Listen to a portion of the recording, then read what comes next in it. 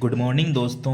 आप सभी का हार्दिक स्वागत है आपके अपने यूट्यूब चैनल स्टडी स्मार्ट 2.00 में। सभी को जय श्री कृष्णा, राधे राधे, जय श्री राम। आज हम एक नए टॉपिक सीक्वेंस ऑफ टेंस की बात करने वाले हैं, जो टेंस टॉपिक से ही रिलेटेड है। इस टॉपिक में हम सीक्वेंस ऑफ टेंस के कुछ नियमों के बारे में चर्चा करेंगे। तो चलते हैं क्लास की तरफ। आज का हमारा टॉपिक है सीक्वेंस ऑफ टेंस। तो हम जानने का प्रयास करते हैं कि सीक्वेंस ऑफ टेंस क्या होता है। सीक्वेंस ऑफ टेंस का मतलब है जब दो क्लोज एक सेंटेंस में होते हैं, यानी एक सेंटेंस में जब दो क्लोज हो, यानी एक तो उसमें मेन क्लोज हो, एक उसमें सबऑर्डिनेट क्लोज हो, तो उनके टेंस में तालमेल होना चाहिए। यानी कोई एक सेंटेंस है, उसमें दो क्लोज है, उन दोनों क्लोजों में तालमेल होना चाहिए। यानी पहला क्लोज यानी मेन क्लोज कौन से टेंस में है, तो सबऑर्डिनेट क्लोज कौन से टेंस में होना चाहिए। यही होता है सीक्वेंस ऑफ टेंस। यानी इसमें सेंटेंस में दो क्लोज होते हैं और दोनों क्लोजों के टेंस में तालमेल होना चाहिए। यही है सीक्वेंस ऑफ टेंस। आज हम कुछ सीक्वेंस ऑफ टेंस के इम्पोर्टेंट रूल हैं जो पहले की एग्ज़ाम में पूछे गए हैं, जो सबसे इम्पोर्टेंट रूल हैं और आपकी एग्ज़ाम में पूछे जा सकते हैं। उन सब नियमों के बारे में चर्चा करेंगे। तो चलते हैं रूल नंबर फर्स्ट की तरफ। देखना, इफ यदि man clause is in present या फ्यूचर, अगर आपका जो मैन क्लोज है वो या तो प्रेजेंट टेंस के अंदर है या फ्यूचर टेंस के अंदर है, तो जो आपका सब क्लोज है उसका टेंस कोई भी हो सकता है। ये नियम वैसे आपके एग्ज़ाम में नहीं पूछा जाएगा क्योंकि आपके पास्ट वाला ज़्यादा पूछा जाता है, लेकिन इस नियम के आधार पर ही वो नियम निकलता है। इसलिए आपको ये नियम याद रखना है कि अगर मैन क्लोज प्रेजेंट टेंस में है या फ्यूचर टेंस में है, तो जो सब क्लोज है उसका टेंस कोई भी हो सकता है। तो उदाहरण देख लो, ही सेज, यहाँ सेज यानी SAYS, सेज यानी सेम में एस या ES लगा है फर्स्ट फॉर्म में, यानी यह कौन से टेंस में है, यह सिंपल प्रेजेंट में है। तो दैट के आगे वाला जो सब क्लोज है वो कौन किसी भी टेंस में हो सकता है। तो यहाँ किस में है, इज टायर्ड, यानी यहाँ तो एक पैसिव वॉइस है लेकिन ये किसी भी टेंस में हो सकता है। दूसरा देखना, सी विल से, विल आया है यानी फ्यूचर टेंस बता रहा है, तो दैट के जो आगे वाला क्लोज है सी वाज इल, वो कौन से टेंस में है, वो पास्ट टेंस में है। यानी आपको तो एक जानकारी के लिए इतनी बात पता होनी चाहिए कि अगर मैन क्लोज शुरू में प्रेजेंट या फ्यूचर आ रहा है, जैसे सेज आया है, विल आया है, तो जो आगे वाला सब क्लोज है दैट के आगे जो क्लोज आएगा उसका टेंस कोई भी हो सकता है, प्रेजेंट भी हो सकता है, पास्ट भी हो सकता है। दूसरे नियम की तरफ चलते हैं। ये दूसरा जो नियम है वो इम्पोर्टेंट नियम है और आपकी एग्ज़ाम में इसी नियम से क्वेश्चन पूछे जाते हैं। देखो, if man clause is in past, अगर आपका मैन क्लोज पास्ट टेंस के अंदर है तो जो आपका सब क्लोज है वो भी पास्ट टेंस में ही होगा। बहुत ही इम्पोर्टेंट नियम है कि अगर आपका मैन क्लोज पास्ट टेंस में है ना, तो आपका जो सब क्लोज है वो भी पास्ट टेंस में ही होगा। हमने इस बात को टेंस के अंदर भी पढ़ा था। यदि हमारा एक क्लोज पास्ट में है तो दूसरा भी हमेशा पास्ट में ही होगा। देख लो, जैसे ही सैड सेकंड फॉर्म आई है, पास्ट में है, तो दैट के आगे वाला भी देखो वाज टायर्ड, पास्ट में है। यहाँ टोल्ड देखो सेकंड फॉर्म आई है, तो आगे वाला हैड फिनिश्ड यानी पास्ट परफेक्ट में आया है, हैड प्लस वर्ब की थर्ड फॉर्म आई है, ये भी पास्ट में है। दे बिलीव्ड क्या है, सेकंड फॉर्म है यानी पास्ट टेंस में है, तो दैट के आगे वाला जो क्लोज है train had left, had plus verb की थर्ड फॉर्म आई है यानी पास्ट परफेक्ट टेंस है। यहाँ देखो नो की सेकंड फॉर्म है न्यू यानी सिंपल पास्ट है, तो आगे देखो ही वाज लाइंग, आगे भी कौन सा टेंस है, पास्ट टेंस है। यानी नियम ये बनता है कि अगर मैन क्लोज पास्ट टेंस में है तो जो सब क्लोज है वो भी पास्ट टेंस में ही होगा। यहाँ सैड है, टोल्ड है, बिलीव्ड है, न्यू है, सब में सेकंड फॉर्म है, सभी में सिंपल पास्ट है, तो आगे वाला जो क्लोज है दैट के आगे वो भी पास्ट टेंस के अंदर ही होगा। आपको अच्छे से नियम याद हो गया होगा। आगे चलते हैं। अब रूल नंबर थर्ड देखना, change according to tense table if main clause is in past. अब देखो, अगर आपका मैन क्लोज है वो पास्ट टेंस के अंदर है तो आगे वाला क्लोज भी किस में होगा, पास्ट टेंस के अंदर होगा। अभी हमने डायरेक्ट स्पीच इनडायरेक्ट स्पीच वाला टॉपिक नहीं पढ़ा है, अपना लास्ट टॉपिक वही रहने वाला है, तो उसकी भी थोड़ी सी यहाँ चर्चा कर लेते हैं कि जब डायरेक्ट स्पीच को हम इनडायरेक्ट स्पीच में बदलेंगे तब वहाँ हमें टेंस को भी बदलना पड़ता है। जब डायरेक्ट स्पीच का जो टेंस होता है वो अगर पास्ट टेंस में है तो जब उसको इनडायरेक्ट में बदलेंगे तब उसमें टेंस का किस प्रकार बदलाव करना है वो एक बार हम शॉर्ट में देख लेते हैं। अगर वहाँ प्रेजेंट सिंपल आपको देखने को मिले तो वो किस में बदल जाएगा, पास्ट सिंपल में बदल जाएगा। प्रेजेंट कंटिन्यूस पास्ट कंटिन्यूस में बदल जाएगा। प्रेजेंट परफेक्ट पास्ट परफेक्ट में बदल जाएगा। और देखो, विल सेल किस में बदल जाता है, विल तो वुड में बदल जाता है, सेल शुड में बदल जाता है, कैन कुड में बदल जाता है, मे माइट में बदल जाता है। अब उदाहरण देखना, क्या होती है डायरेक्ट स्पीच, क्या होती है इनडायरेक्ट स्पीच। एक उदाहरण के तौर पर देखना ताकि जब हम डायरेक्ट स्पीच इनडायरेक्ट स्पीच पढ़ें तब आपको इनका नॉलेज हो। यहाँ देखना, डायरेक्ट स्पीच में लिखा हुआ है ही सैड आई एम गोइंग, यानी ये जो कोमा वगैरह लगी हुई होती है वो हमेशा डायरेक्ट स्पीच ही होती है। जब इनडायरेक्ट करते हैं तो हम कोमा हटा देते हैं और उन दोनों वाक्यों को जोड़ देते हैं, वो होती है इनडायरेक्ट। डायरेक्ट में कोमा लगाकर उस बात को डायरेक्ट कहा जाता है और इनडायरेक्ट में कुछ नया शब्द जैसे दैट लगाकर उस वाक्य को अन्य तरीके से बताया जाता है, वो कहलाती है इनडायरेक्ट स्पीच। आपको डायरेक्ट स्पीच और इनडायरेक्ट स्पीच का भी नॉलेज हो गया है आज, क्योंकि हम इस टॉपिक को पढ़ने वाले हैं। उसमें क्या टेंस बदलेगा, तो उसमें टेंस कैसे बदलेगा, जैसे प्रेजेंट सिंपल बदल जाएगा पास्ट सिंपल में, प्रेजेंट कंटिन्यूस बदल जाएगा पास्ट कंटिन्यूस में, प्रेजेंट परफेक्ट बदल जाएगा पास्ट परफेक्ट में, विल वुड में, शैल शुड में, कैन कुड में, मे माइट में। अब देखो बदल के दिखाता हूँ। डायरेक्ट स्पीच में एक वाक्य आया, ही सैड आई एम गोइंग। अब देखो यहाँ देखो, ही सैड, सैड दिया हुआ है ना, सैड है यानी मैन क्लोज किस में आ गया है, इसका पास्ट टेंस के अंदर दिया हुआ है। सैड है तो किस में दिया हुआ है, पास्ट टेंस के अंदर दिया हुआ है।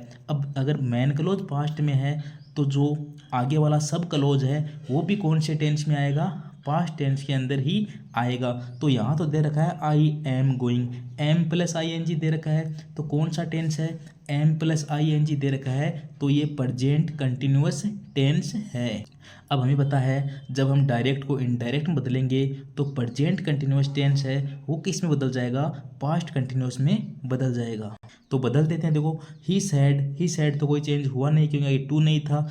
हम इन दोनों वाक्यों को जोड़ने के लिए क्या लगा देते हैं, दैट लगा देते हैं, ही सैड दैट। अब इस आगे वाले वाक्य को बदल देते हैं, आई एम गोइंग का क्या हो जाएगा, आई सब्जेक्ट के अनुसार बदलेगा तो ही आ गया, ही तो पास्ट कंटिन्यूअस में वाज और वर लगते हैं तो ही के साथ वाज आएगा, गोइंग का गोइंग है, फुल स्टॉप लगा दिया, यानी प्रेजेंट कंटिन्यूअस को किस में बदल दिया, सिंपल पास्ट में बदल दिया।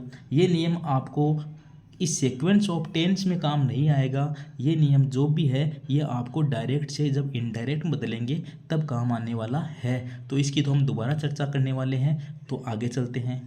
अब देखो, अगर सब क्लोज को पास्ट में नहीं बदलते, अब देखो अगर मैन क्लोज पास्ट टेंस के अंदर है, हमने तो ये पढ़ा है कि अगर मैन क्लोज पास्ट टेंस के अंदर है तो जो सब क्लोज है वो भी पास्ट टेंस के अंदर ही होना चाहिए, और होता भी है। लेकिन अगर मैन क्लोज है वो पास्ट टेंस के अंदर है, जैसे ही सैड लिखा हुआ है, लेकिन आगे वाला क्लोज पास्ट के अंदर नहीं है, तब भी हम उसको चेंज नहीं करते। कब चेंज नहीं करते इसके बारे में बात करते हैं। देखो, सब क्लोज को पास्ट में नहीं बदलते।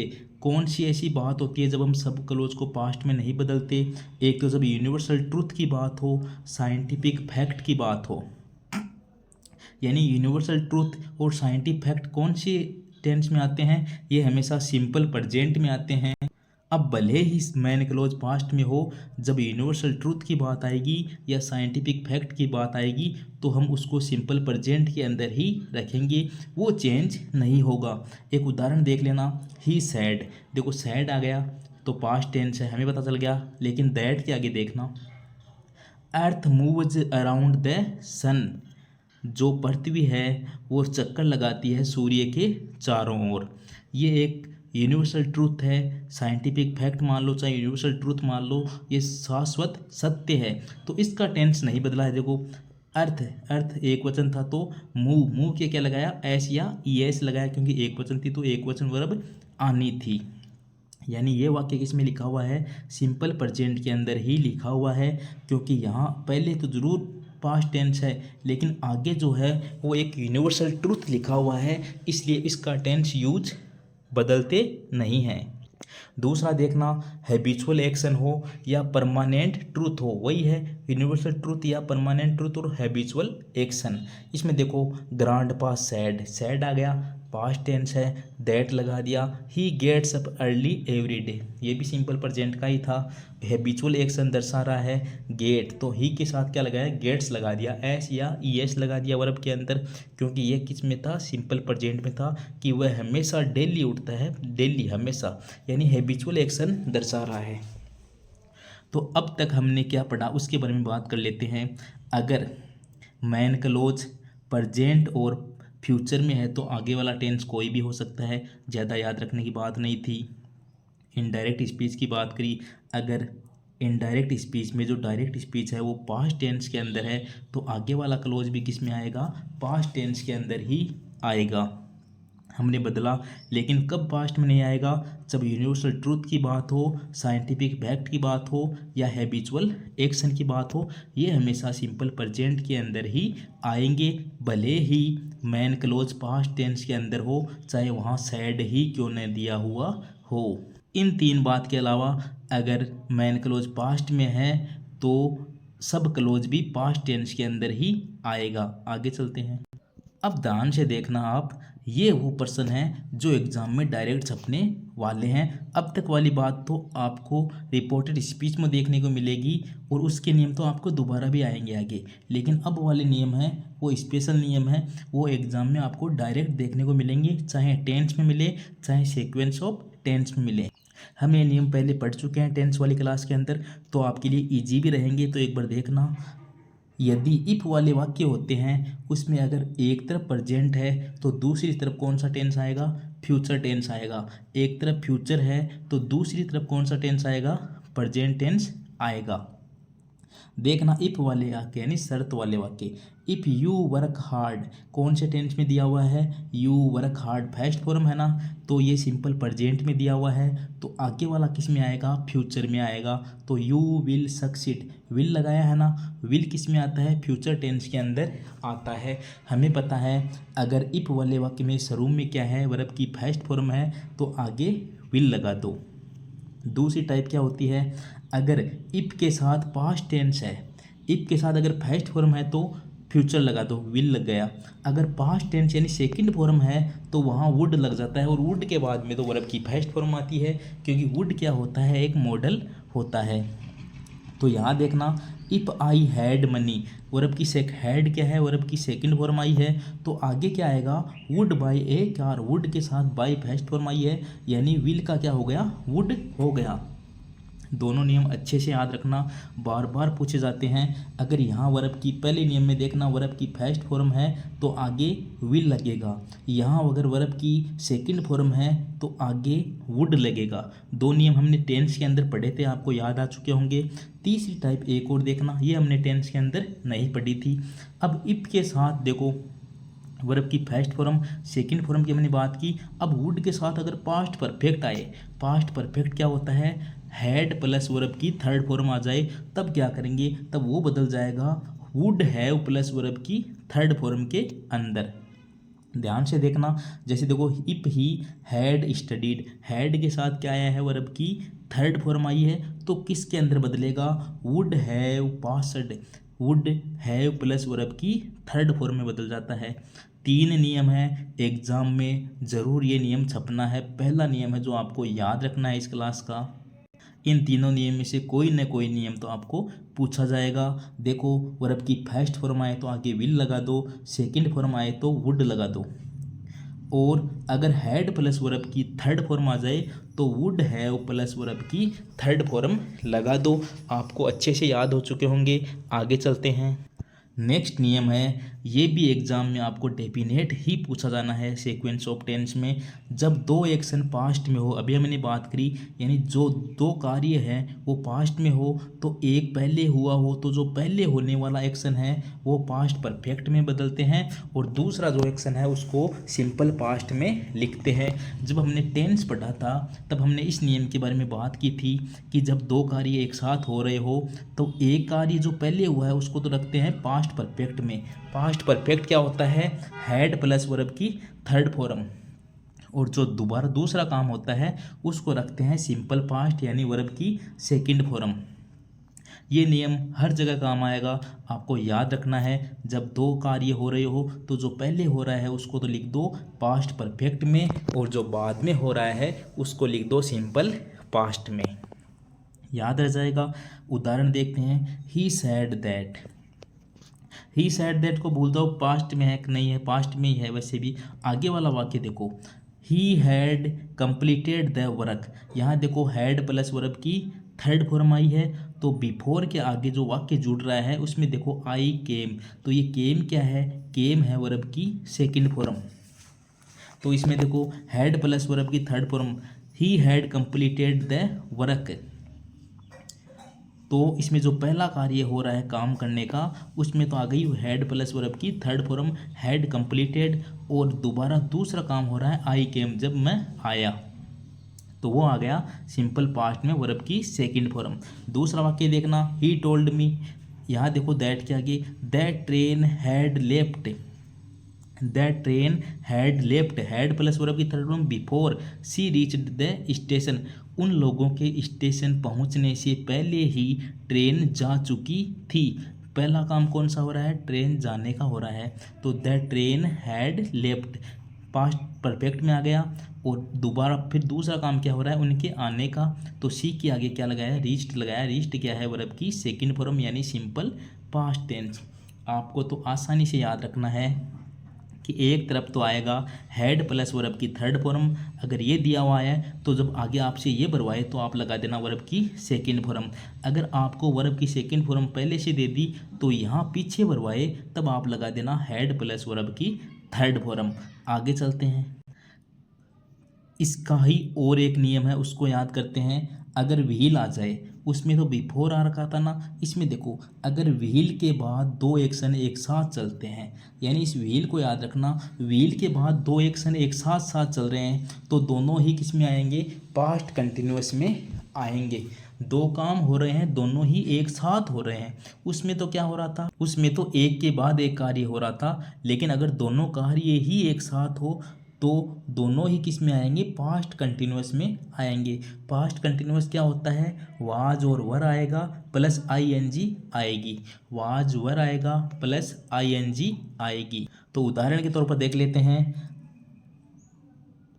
पहला उदाहरण देख लो, व्हील। देखो व्हील आ गया, आई वाज कुकिंग, जब मैं खाना बना रहा था। माई ब्रोदर वाज वाचिंग टीवी, मेरा भाई टीवी देख रहा था। यानी जब मैं खाना बना रहा था मेरा भाई टीवी देख रहा था। दोनों काम एक साथ हो रहे हैं, व्हील आया है तो दोनों में ही क्या करेंगे?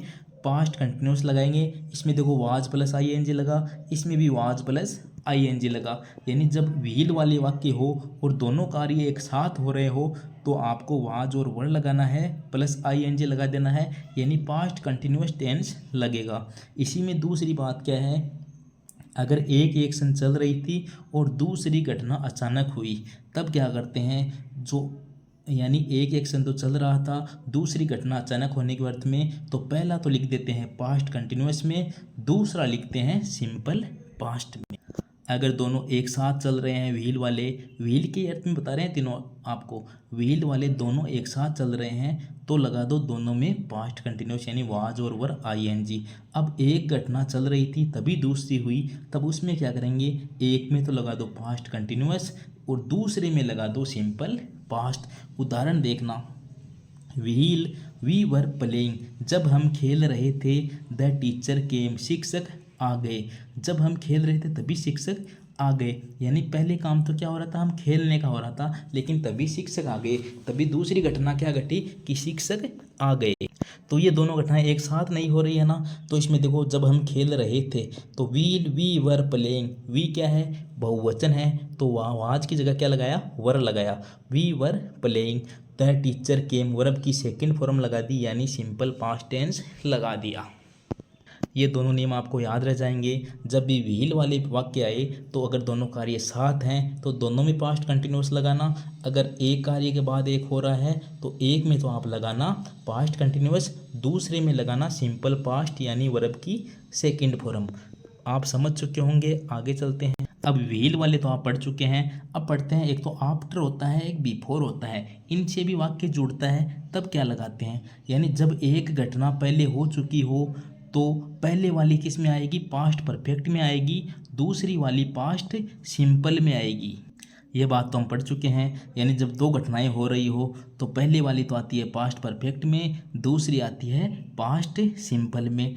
इसमें यह वाक्य किससे जुड़ेंगे, आफ्टर और बिफोर से जुड़ेंगे। तो एक में तो इन दोनों में आएगा पास्ट परफेक्ट, दूसरे में पास्ट सिंपल, यानी एक तरफ पास्ट सिंपल एक तरफ पास्ट परफेक्ट, यानी दोनों टेंस अलग अलग आएंगे, या तो पास्ट परफेक्ट आएगा या पास्ट सिंपल आएगा, दोनों में। अब देखो उदाहरण के तौर पर देखना, आफ्टर, आफ्टर से जुड़ गया वाक्य, after he had eaten, had plus eaten यानी पास्ट परफेक्ट आया है। He went to school, went क्या है, वर्ब की सेकंड फॉर्म है, तो क्या हो गया, सिंपल पास्ट टेंस, यानी खाने के बाद वह स्कूल गया। पहला काम कौन सा हो रहा है, खाना खाने का, तो ही हैड ईटन, इसमें पहला जो काम हो रहा है वो तो लगेगा पास्ट परफेक्ट में, यानी हैड प्लस वर्ब की थर्ड फॉर्म। दूसरा काम हो रहा है स्कूल जाने का, तो ही वेंट टू स्कूल, तो इसमें आ गया सिंपल पास्ट। अब आफ्टर वाला दूसरा देख लो, after I had finished my homework I watch TV, homework खत्म करने के बाद टीवी देखा। तो पहला काम क्या हो रहा है, होमवर्क करने का, तो had finished, had plus verb की थर्ड फॉर्म।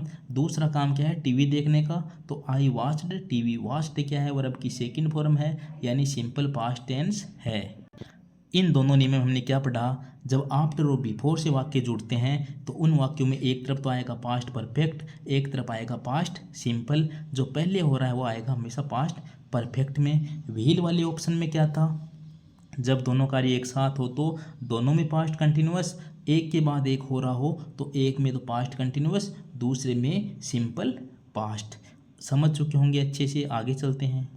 आगे देखना, जब दोनों क्रियाएं पास्ट टेंस में हो और एक घटना दूसरे के तुरंत बाद हो तो आमतौर पर पहली घटना पास्ट परफेक्ट में लिखते हैं, दूसरी पास्ट सिंपल में लिखते हैं। हमने ये पढ़ चुके हैं। अब ये वाक्य किस में लागू होंगे, या तो आफ्टर वाले बिफोर वाले दोनों में हो सकते हैं। एक और होता है एज सून एज, अगर वाक्य एज सून एज से जुड़ रहा है तो उसमें भी यही नियम होता है, चाहे बिफोर हो चाहे आफ्टर हो चाहे एज सून एज हो, इन दोनों में यही नियम है। एक घटना तो आएगी पास्ट परफेक्ट में जो पहले हुई है, दूसरी आएगी पास्ट सिंपल में। तो इसने देखो एज सून एज आ गया, he had finished his work he left, जैसे एज सून एज का अर्थ क्या होता है, जैसे ही उसने काम खत्म किया वह चला गया। पहला काम कौन सा हो रहा है, काम खत्म करने का, दूसरा काम हो रहा है जाने का। तो had finished, had plus verb की थर्ड फॉर्म यानी पास्ट परफेक्ट है। ही लेफ्ट, लेफ्ट वर्ब की सेकंड फॉर्म है यानी सिंपल पास्ट है। यानी आप समझ चुके हैं, अगर कि बिफोर आए, आफ्टर आए या एज सून एज आए तो उसमें जो पहली घटना है वो तो लिखेंगे पास्ट परफेक्ट में, दूसरी घटना है वो लिखेंगे पास्ट सिंपल में। पास्ट परफेक्ट में क्या होता है, हैड प्लस वर्ब की थर्ड फॉर्म, पास्ट सिंपल में क्या होता है, वर्ब की ओनली सेकंड फॉर्म। आगे चलते हैं। अब एक और नियम होता है वेन वाला, वेन वाले भी हमने टेंस के अंदर पढ़ा था। अब देखो वेन वाला नियम भी इम्पोर्टेंट होता है। वेन के साथ जब पास्ट टेंस कैसे अप्लाई होता है, तो वेन आए तब हम किस प्रकार पास्ट टेंस लगाएंगे उसके बारे में बात करते हैं। रूल नंबर फर्स्ट देखना, जब दो पास्ट क्रियाएं एक साथ घटित हो रही हो और वेन आए, देखो तब दोनों क्रियाएं सिंपल पास्ट में होती हैं। वेन के साथ अगर दो क्रियाएं हैं दोनों एक साथ घटित हो रही है तो दोनों ही क्रियाएं किस में आएगी, सिंपल पास्ट के अंदर आएगी। स्ट्रक्चर देख लेना, वेन प्लस सिंपल पास्ट और आगे भी आएगा सिंपल पास्ट। तो यहाँ उदाहरण देखना, वेन ही इंटर्ड, ही के आगे क्या आया, वर्ब की सेकंड फॉर्म, इंटर्ड क्या है, सेकंड फॉर्म है। आई स्टूड अप, स्टूड भी क्या है, सेकंड फॉर्म है। दूसरा देखना, वेन आई सा हिम, आई स्माइल्ड, यहाँ सा भी सेकंड फॉर्म है, स्माइल्ड भी सेकंड फॉर्म है। यानी जब दो घटनाएं वेहन वाले ऑप्शन में, आपको देखना है क्या वेहन, अगर वेहन आ रहा है, दोनों घटनाएं लगभग एक साथ ही हो रही है, तो दोनों घटनाएं के साथ आपको सिंपल पास्ट लगा देना है। यानी आपको दोनों तरफ ही क्या करना है, वर्ब की सेकंड फॉर्म लगानी है वेहन वाले में। अगर व्हील वाले में जैसे दोनों कार्य एक साथ हो रहे थे, तो उसमें तो आपको पास्ट कंटिन्यूअस टेंस लगाना था दोनों में, लेकिन वेहन वाले में क्या करना है, दोनों में सिंपल पास्ट। आगे चलते हैं।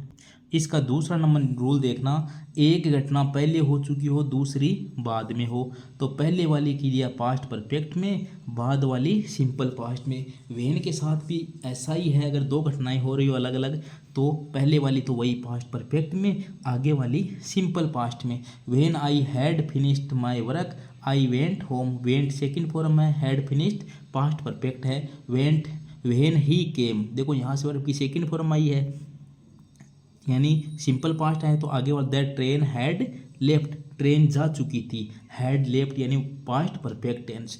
तो वेन वाले में जब दो घटनाएं हो एक के बाद एक, तो उसमें तो वही नियम है कि पहली घटना पास्ट परफेक्ट में, दूसरी घटना सिंपल पास्ट में। तीसरा नियम देखना इसका, एक लंबा कार्य चल रहा हो तभी दूसरा कार्य हुआ हो, यानी एक कार्य लंबा चल रहा हो तभी दूसरा कार्य हुआ हो, उस स्थिति में क्या करते हैं, पहला जो लंबा कार्य चल रहा था उसको तो पास्ट कंटिन्यूअस में लिखते हैं, दूसरा जो अचानक कार्य होता है उसको सिंपल पास्ट में लिखते हैं। ध्यान से देखना, एक लंबा कार्य चल रहा है उसको तो अपन पास्ट कंटिन्यूअस में लिखेंगे, और जो दूसरा कार्य हुआ है अचानक से उसको सिंपल पास्ट में लिखेंगे। अब देखना, वेन आई वाज स्लीपिंग आया है तो पास्ट कंटिन्यूअस है, जब मैं सो रहा था, द फोन रैंग, फोन बज उठा, यानी पहला काम तो लंबे टाइम से मैं सो रहा था रात को, तभी फ़ोन बज उठा, यानी पहला काम तो क्या हो रहा था, सोने का, तो इसको तो किस में लिख दिया हमने, पास्ट कंटिन्यूअस में लिख दिया। फोन रेंग, रेंग क्या है, वर्ब की सेकंड फॉर्म है, दूसरा हमने सिंपल पास्ट में लिख दिया। व्हेन शी वाज कुकिंग, जब वह खाना बना रही थी, पास्ट कंटिन्यूअस आ गया। समवन नोक्ड, तभी किसी ने दरवाज़ा खटखटाया, तो नोक्ड है, ये कैसी है, वर्ब की सेकंड फॉर्म है, यानी व्हेन वाले में तीन घटनाएं बनती हैं, एक के बाद एक हो रही है, तो पहली तो पास्ट परफेक्ट में, दूसरी सिंपल पास्ट में, वही अपना सिंपल नियम है, दोनों घटनाएं लगभग सेम टाइम में हो रही है तो दोनों में सिंपल पास्ट भी आ सकता है, यानी दोनों तरफ वर्ब की सेकंड फॉर्म आ सकती है।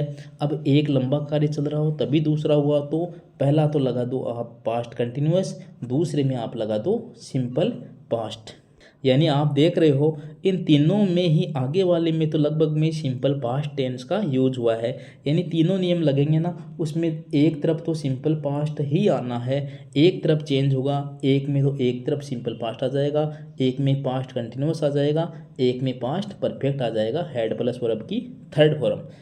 समझ चुके होंगे आप व्हील का नियम, व्हेन का नियम, before, after, as soon as, ये तीनों चारों जो नियम है बहुत ही ज़्यादा इम्पोर्टेंट है आपके इस एग्ज़ाम के लिए। इसी एग्ज़ाम में नहीं, जिस भी एग्ज़ाम में सीक्वेंस ऑफ टाइम या सीक्वेंस ऑफ टेंस का क्वेश्चन पूछा जाता है उसमें इन्हीं नियम से कोई ना कोई क्वेश्चन बनता है। आगे चलते हैं।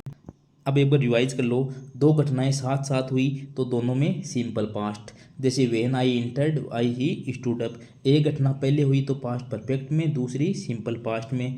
When I had eaten, I went to sleep, पहला कार्य चल रहा था तब दूसरा अचानक हुआ, तो पहला पास्ट कंटिन्यूअस में, दूसरा simple past. When I walking, when I was walking, I fail, जब मैं टहल रहा था तभी मैं गिर गया। आपको तीनों नियम समझ में आ चुके होंगे वेहन वाले। आगे चलते हैं। जब वेहन के साथ फ्यूचर की बात हो, अब तक तो क्या आ रहा था, वेहन के साथ दोनों तरफ ही क्या आ रखा था, पास्ट टेंस आ रखा था, यानी एक तरफ अगर वेहन के साथ पास्ट आ जाए तो ये तो बात पक्का है कि दूसरी तरफ भी पास्ट टेंस ही आएगा। लेकिन वेहन के साथ फ्यूचर की बात आ जाए, देखो वेहन के साथ फ्यूचर टेंस आ जाए तब वहाँ प्रेजेंट टेंस का उपयोग होता है, क्योंकि फ्यूचर की बात हो तो फ्यूचर के साथ फ्यूचर तो कभी नहीं आता, वहाँ प्रेजेंट टेंस का यूज होता है। यानी मैन क्लोज फ्यूचर टेंस में है तो वेन वाला क्लोज किस में आएगा, प्रेजेंट टेंस के अंदर आएगा। ये वही नियम है। देखो सी विल हेल्प यू, यहाँ क्या आया है, विल आया है यानी फ्यूचर टेंस आया है। व्हेन से वाक्य जुड़ा है, when the train arrives. Arrives क्या है, वर्ब की फर्स्ट फॉर्म में एस या ईएस है। दोबारा देखना, सी विल हेल्प यू, क्या आया है, फ्यूचर आया है। तो आगे वाला देखो, सी फिनिशेज हर वर्क, सी के बाद में वर्ब की फर्स्ट फॉर्म में एस या ईएस लगा है यानी सिंपल प्रेजेंट आया है। हमें बात है अगर इधर विल आए तो उधर क्या आएगा, सिंपल प्रेजेंट आएगा। यहाँ देखो, when the drive arrives, arrives क्या है, वर्ब की फर्स्ट फॉर्म में एस या ईएस है यानी सिंपल प्रेजेंट आया है। तो आगे क्या आ जाएगा, फ्यूचर आ जाएगा, वी विल लीव। जब एक तरफ पास्ट हो तो दूसरी तरफ भी क्या लगेगा, पास्ट लगेगा। लेकिन जब एक तरफ फ्यूचर हो तो दूसरी तरफ आप किसका यूज कर लोगे, प्रेजेंट का। एक तरफ प्रेजेंट हो तो दूसरी तरफ आप यूज कर लेना फ्यूचर का, यानी विल का प्रयोग कर लेना। यही नियम है, 2-3 नियम ही है इसके अंदर, वही नियम बार बार घूम रहे हैं। आगे चलते हैं। अब एक नया नियम है, उसको देखते हैं। रूल देखो, इट, या तो वाक्य किससे स्टार्ट हो, इट इज़ टाइम से स्टार्ट हो या इट इज़ हाई टाइम से स्टार्ट हो। वाक्य अगर इट इज़ टाइम या इट इज़ हाई टाइम से स्टार्ट हो तो जो आगे वाक्य आने वाला है वो पास्ट टेंस के अंदर ही वर्ब आएगी। ये एक्सप्रेशन वर्तमान या भविष्य की इच्छा दर्शाते हैं, लेकिन इनके साथ पास्ट टेंस यूज होता है। आप याद रखना, एक वाक्य देखना, इट इज टाइम, वाक्य किससे स्टार्ट हुआ, इट इज टाइम से, फिर वी आ गया सब्जेक्ट, तो यहाँ क्या लगा दिए, वर्ब की सेकंड फॉर्म लगाइए यानी पास्ट टेंस लगाया, simple past. It is high time आया। अब यू, यू क्या है, सब्जेक्ट है, यू के आगे टुक लगाया, टुक भी क्या है, वर्ब की सेकंड फॉर्म है यानी सिंपल पास्ट टेंस है। इस नियम का प्रश्न पूछा जा चुका है कई बार, आप याद रखना। अगर वाक्य इट इज़ टाइम से स्टार्ट हो, इट इज़ हाई टाइम से स्टार्ट हो, तो उसके बाद में जो सब्जेक्ट के बाद में जो वर्ब आनी है वो हमेशा वर्ब किस टेंस में आनी है, पास्ट टेंस में आनी है। और लगभग वो टेंस पे कौन सा आएगा, सिंपल पास्ट ही आएगा। और भी आ सकता है लेकिन वो आएगा पास्ट के अंदर ही। याद रहेगा ना कि इट इज़ टाइम से स्टार्ट हुआ कि या इट इज़ हाई टाइम। देखो, it is time, it is high time, यहाँ वी सब्जेक्ट है, यहाँ यू सब्जेक्ट है। लेफ्ट और टुक दो दोनों आई है, दोनों ही वर्ब की सेकंड फॉर्म है। याद रखना, इट इज़ टाइम से वाक्य स्टार्ट हो या इट इज़ हाई टाइम से वाक्य स्टार्ट हो, उसके आगे जो टेंस आएगा सब्जेक्ट के आगे वो हमेशा पास्ट टेंस का ही आएगा। आगे चलते हैं। नेक्स्ट टाइम देखना, sequence of tense in purpose clause. कुछ प्रपोज क्लोज होते हैं, अब उनमें देखना, अगर आपका कोई क्लोज है वो सो दैट से जुड़ा हुआ हो, इन ऑर्डर दैट से जुड़ा हुआ हो या लिस्ट से जुड़ा हुआ हो। तीनों याद रखना, सो दैट से जुड़ा हुआ है, इन ऑर्डर दैट से जुड़ा हुआ है या लिस्ट से जुड़ा हुआ, तो क्या करते हैं, देखो, so that, in order that के साथ अगर प्रेजेंट में है ना पहला, तो आगे लगा दो मे या विल आएगा। और अगर पास्ट में लिखा हुआ है तो किस में बदल दो, माइट या वुड में। मे का पास्ट क्या होता है, माइट होता है। विल का पास्ट क्या होता है, वुड। अगर जो वाक्य है वो पहला वाला वाक्य अगर पास्ट में है तो माइट या वुड लगाओ, अगर वो प्रेजेंट में है या फ्यूचर में है तो मे या विल लगा दो। आप उदाहरण देखना, इससे आपको ज़्यादा समझ में आता है। ही स्टडीड हार्ड, देखो स्टडीड हार्ड, स्टडीड क्या है, वर्ब की सेकंड फॉर्म है यानी पास्ट में लिखा हुआ है। वाक्य जुड़ा किससे, सो दैट से जुड़ गया, यानी सो दैट वाला नियम है। पीछे पास्ट टेंस है तो आगे भी पास्ट टेंस ही आना है। तो ही यहाँ मे नहीं आएगा बल्कि क्या आएगा, माइट आएगा, क्योंकि माइट, मे का पास्ट टेंस क्या होता है, माइट होता है। तो माइट आ गया, माइट के आगे वर्ब की फर्स्ट फॉर्म आती है क्योंकि ये मॉडल है। दूसरा देखना, I am working extra hours. Am working आ रहा है यानी प्रेजेंट कंटिन्यूअस टेंस है। वाक्य किससे जुड़ गया, सो दैट से जुड़ गया। तो आगे देखो, माइट या वुड नहीं आ सकता क्योंकि पीछे कौन सा टेंस है, प्रेजेंट टेंस है। तो यहाँ मे आएगा, नहीं कि माइट। तो क्या आ गया, आई मे सेव मनी। यहाँ क्या आएगा, मे, यानी प्रेजेंट में तो आएगा मे या विल, पास्ट में आएगा माइट या वुड। एक और एग्जांपल देखना, he said that he was working hard. देखो, वाज वर्किंग आया है यानी पास्ट टेंस है, सो दैट से वाक्य जुड़ा हुआ है तो आगे क्या आना है, माइट आएगा, न कि मे आएगा। यानी देखो, पहले प्रेजेंट टेंस आ जाए तो सो दैट के आगे लगा दो आप मे या विल। अगर पहले पास्ट टेंस है सो दैट या इन ऑर्डर दैट के, तो आगे या तो माइट आएगा या वुड आएगा। पास्ट के साथ पास्ट वाला ही मॉडल आएगा, प्रेजेंट के साथ प्रेजेंट मॉडल ही आएगा। आगे चलते हैं, ऑप्शन नंबर बी देखना, लिस्ट के साथ हमने एक बार पहले भी पढ़ा था एक क्लास में कि लिस्ट के साथ हमेशा शुड आता है या शुड नोट आता है। नोट तो लग सकता है कोई नकारात्मक वाक्य हो तो, लेकिन लिस्ट के साथ हमेशा ही शुड आएगा। लिस्ट के साथ कभी भी मे माइट नहीं आएगा। लिस्ट के साथ हमेशा ही शुड आता है, मे माइट नहीं आता। ध्यान से देखना, लिस्ट के साथ हमेशा क्या आएगा, शुड आएगा। एग्जाम्पल देखना, वाह केयरफुली लिस्ट, लिस्ट आ गया ना बीच में तो आगे क्या आना है, शुड ही आना है। देखो सी वर्कड हार्ड, यहाँ लिस्ट आ गया तो आगे क्या आना है, शुड ही आना है, न तो मे आएगा न ही माइट आएगा। लिस्ट के साथ हमेशा शुड का ही प्रयोग होगा। बाकी मे विल कब आएगा, जब सो दैट के पहले प्रेजेंट टेंस हो, और माइट और वुड क्या आएगा, जब सो दैट के पहले पास्ट टेंस होता है। आगे चलते हैं, ये हमने पहले पढ़ चुके हैं, वही नियम है। देखो सीक्वेंस ऑफ टेंस, इफ में इफ क्लोज, यदि क्या हो, अनलेस आए, अनटिल आए, एज सून एज आए, व्हेन आए, और इन वर्ड्स के साथ अगर क्लोज भविष्य को दर्शा रहा हो तो प्रेजेंट टेंस ही यूज होता है। यानी इन वाक्यों के साथ अगर प्रेजेंट टेंस है तो एक तरफ फ्यूचर आएगा, एक तरफ फ्यूचर है तो एक तरफ प्रेजेंट आएगा। देखना, I will wait here, will आ गया तो आगे देखो अनटिल के आगे देखो सी कम्स, कौन सा आया, सिंपल प्रेजेंट आया है, कम्स फर्स्ट फॉर्म में एस या ई एस लगा है। He will not succeed, will आया है तो अनलेस के आगे देखो सी वर्क्स हार्ड, क्योंकि वर्क्स सिंपल प्रेजेंट आया है। सी सैड दैट, यहाँ देखो she said that she would leave as soon as, यहाँ देखना आप ये कौन सा टेंस आ गया, ये वुड में दे रखा है यानी पास्ट टेंस है, एज सून एज भी लगा हुआ है तो आगे क्या आएगा, अराइव्ड आएगा, न कि प्रेजेंट टेंस आएगा। यहाँ सेकंड फॉर्म आई है अराइव्ड, यानी पास्ट टेंस आ जाए अराइव्ड तो यहाँ वुड ही लगना था। लेकिन जब एक तरफ फ्यूचर या प्रेजेंट आ जाए तब उस दूसरी तरफ या फ्यूचर या प्रेजेंट ही आना है। फ्यूचर आए तो प्रेजेंट आएगा, प्रेजेंट आए तो फ्यूचर आएगा, लेकिन जब पास्ट आ जाए तो उसका पास्ट ही आएगा। अब देखो कुछ मॉडल वर्ब्स होते हैं जो कभी नहीं बदलते, यानी मस्ट आ रहा है तो जो इसको कभी नहीं बदलते, और ये भी कहाँ काम आते हैं, ये मॉडल भी आपको रिपोर्टेड स्पीच में काम आएंगे, क्योंकि वहाँ हमें बदलना पड़ता है। जब हम टेंस को बदलते हैं तब हम मॉडल को भी बदलते हैं, लेकिन कौन सा मॉडल नहीं बदलता। देखो मस्ट कहीं भी नहीं बदलता, मस्ट मस्ट ही रहता है, शुड शुड ही रहता है, ओट टू ही रहता है। नीड को हम नीड लिख सकते हैं, नीडेड टू लिख सकते हैं।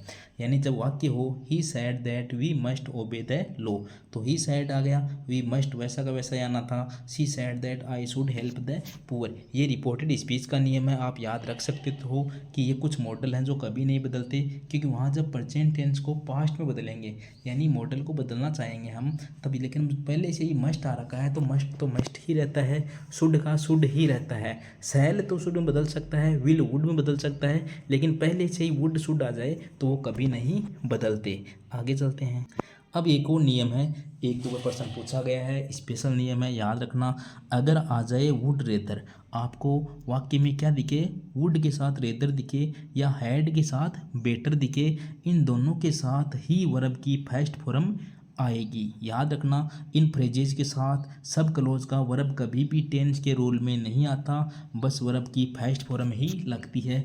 इसमें कोई नियम नहीं लगता, इसके साथ वर्ब की हमेशा फर्स्ट फॉर्म ही आएगी। आपको ये एज इट इज़ याद रखना है कि अगर वुड रेदर आए या हैड बेटर आए, अब हैड हार्ड को और बेटर यानी थर्ड फॉर्म आई होगी, ऐसा आपको कुछ नहीं सोचना है। इन दोनों शब्दों को तो आपको ऐसा का ऐसा ही याद रखना है कि वुड रेदर आ जाए या हैड बेटर आ जाए, इनके साथ वर्ब की फर्स्ट फॉर्म आएगी।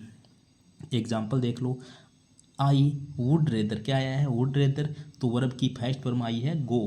यहाँ देखो ही हैड बेटर आ गया तो यहाँ टेक आया है, न कि कोई पास्ट टेंस की वर्ब आई है।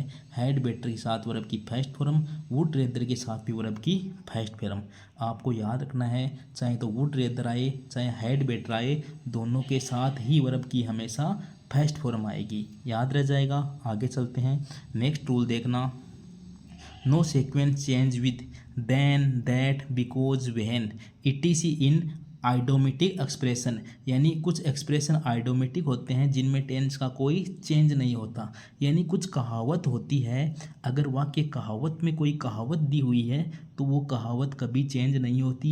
एक तरह से जैसे यूनिवर्सल ट्रूथ भी चेंज नहीं होता, उसी प्रकार कहावत भी चेंज नहीं होती। वही बात है ये भी। देखो ही सैड पास्ट में है, कोई दिक्कत नहीं है, दैट से वाक्य जुड़ गया। आई न्यू दैट, ये भी देखो न्यू सेकंड फॉर्म थी, पास्ट टेंस और दैट से जुड़ गया। यहाँ तक तो कोई दिक्कत नहीं है।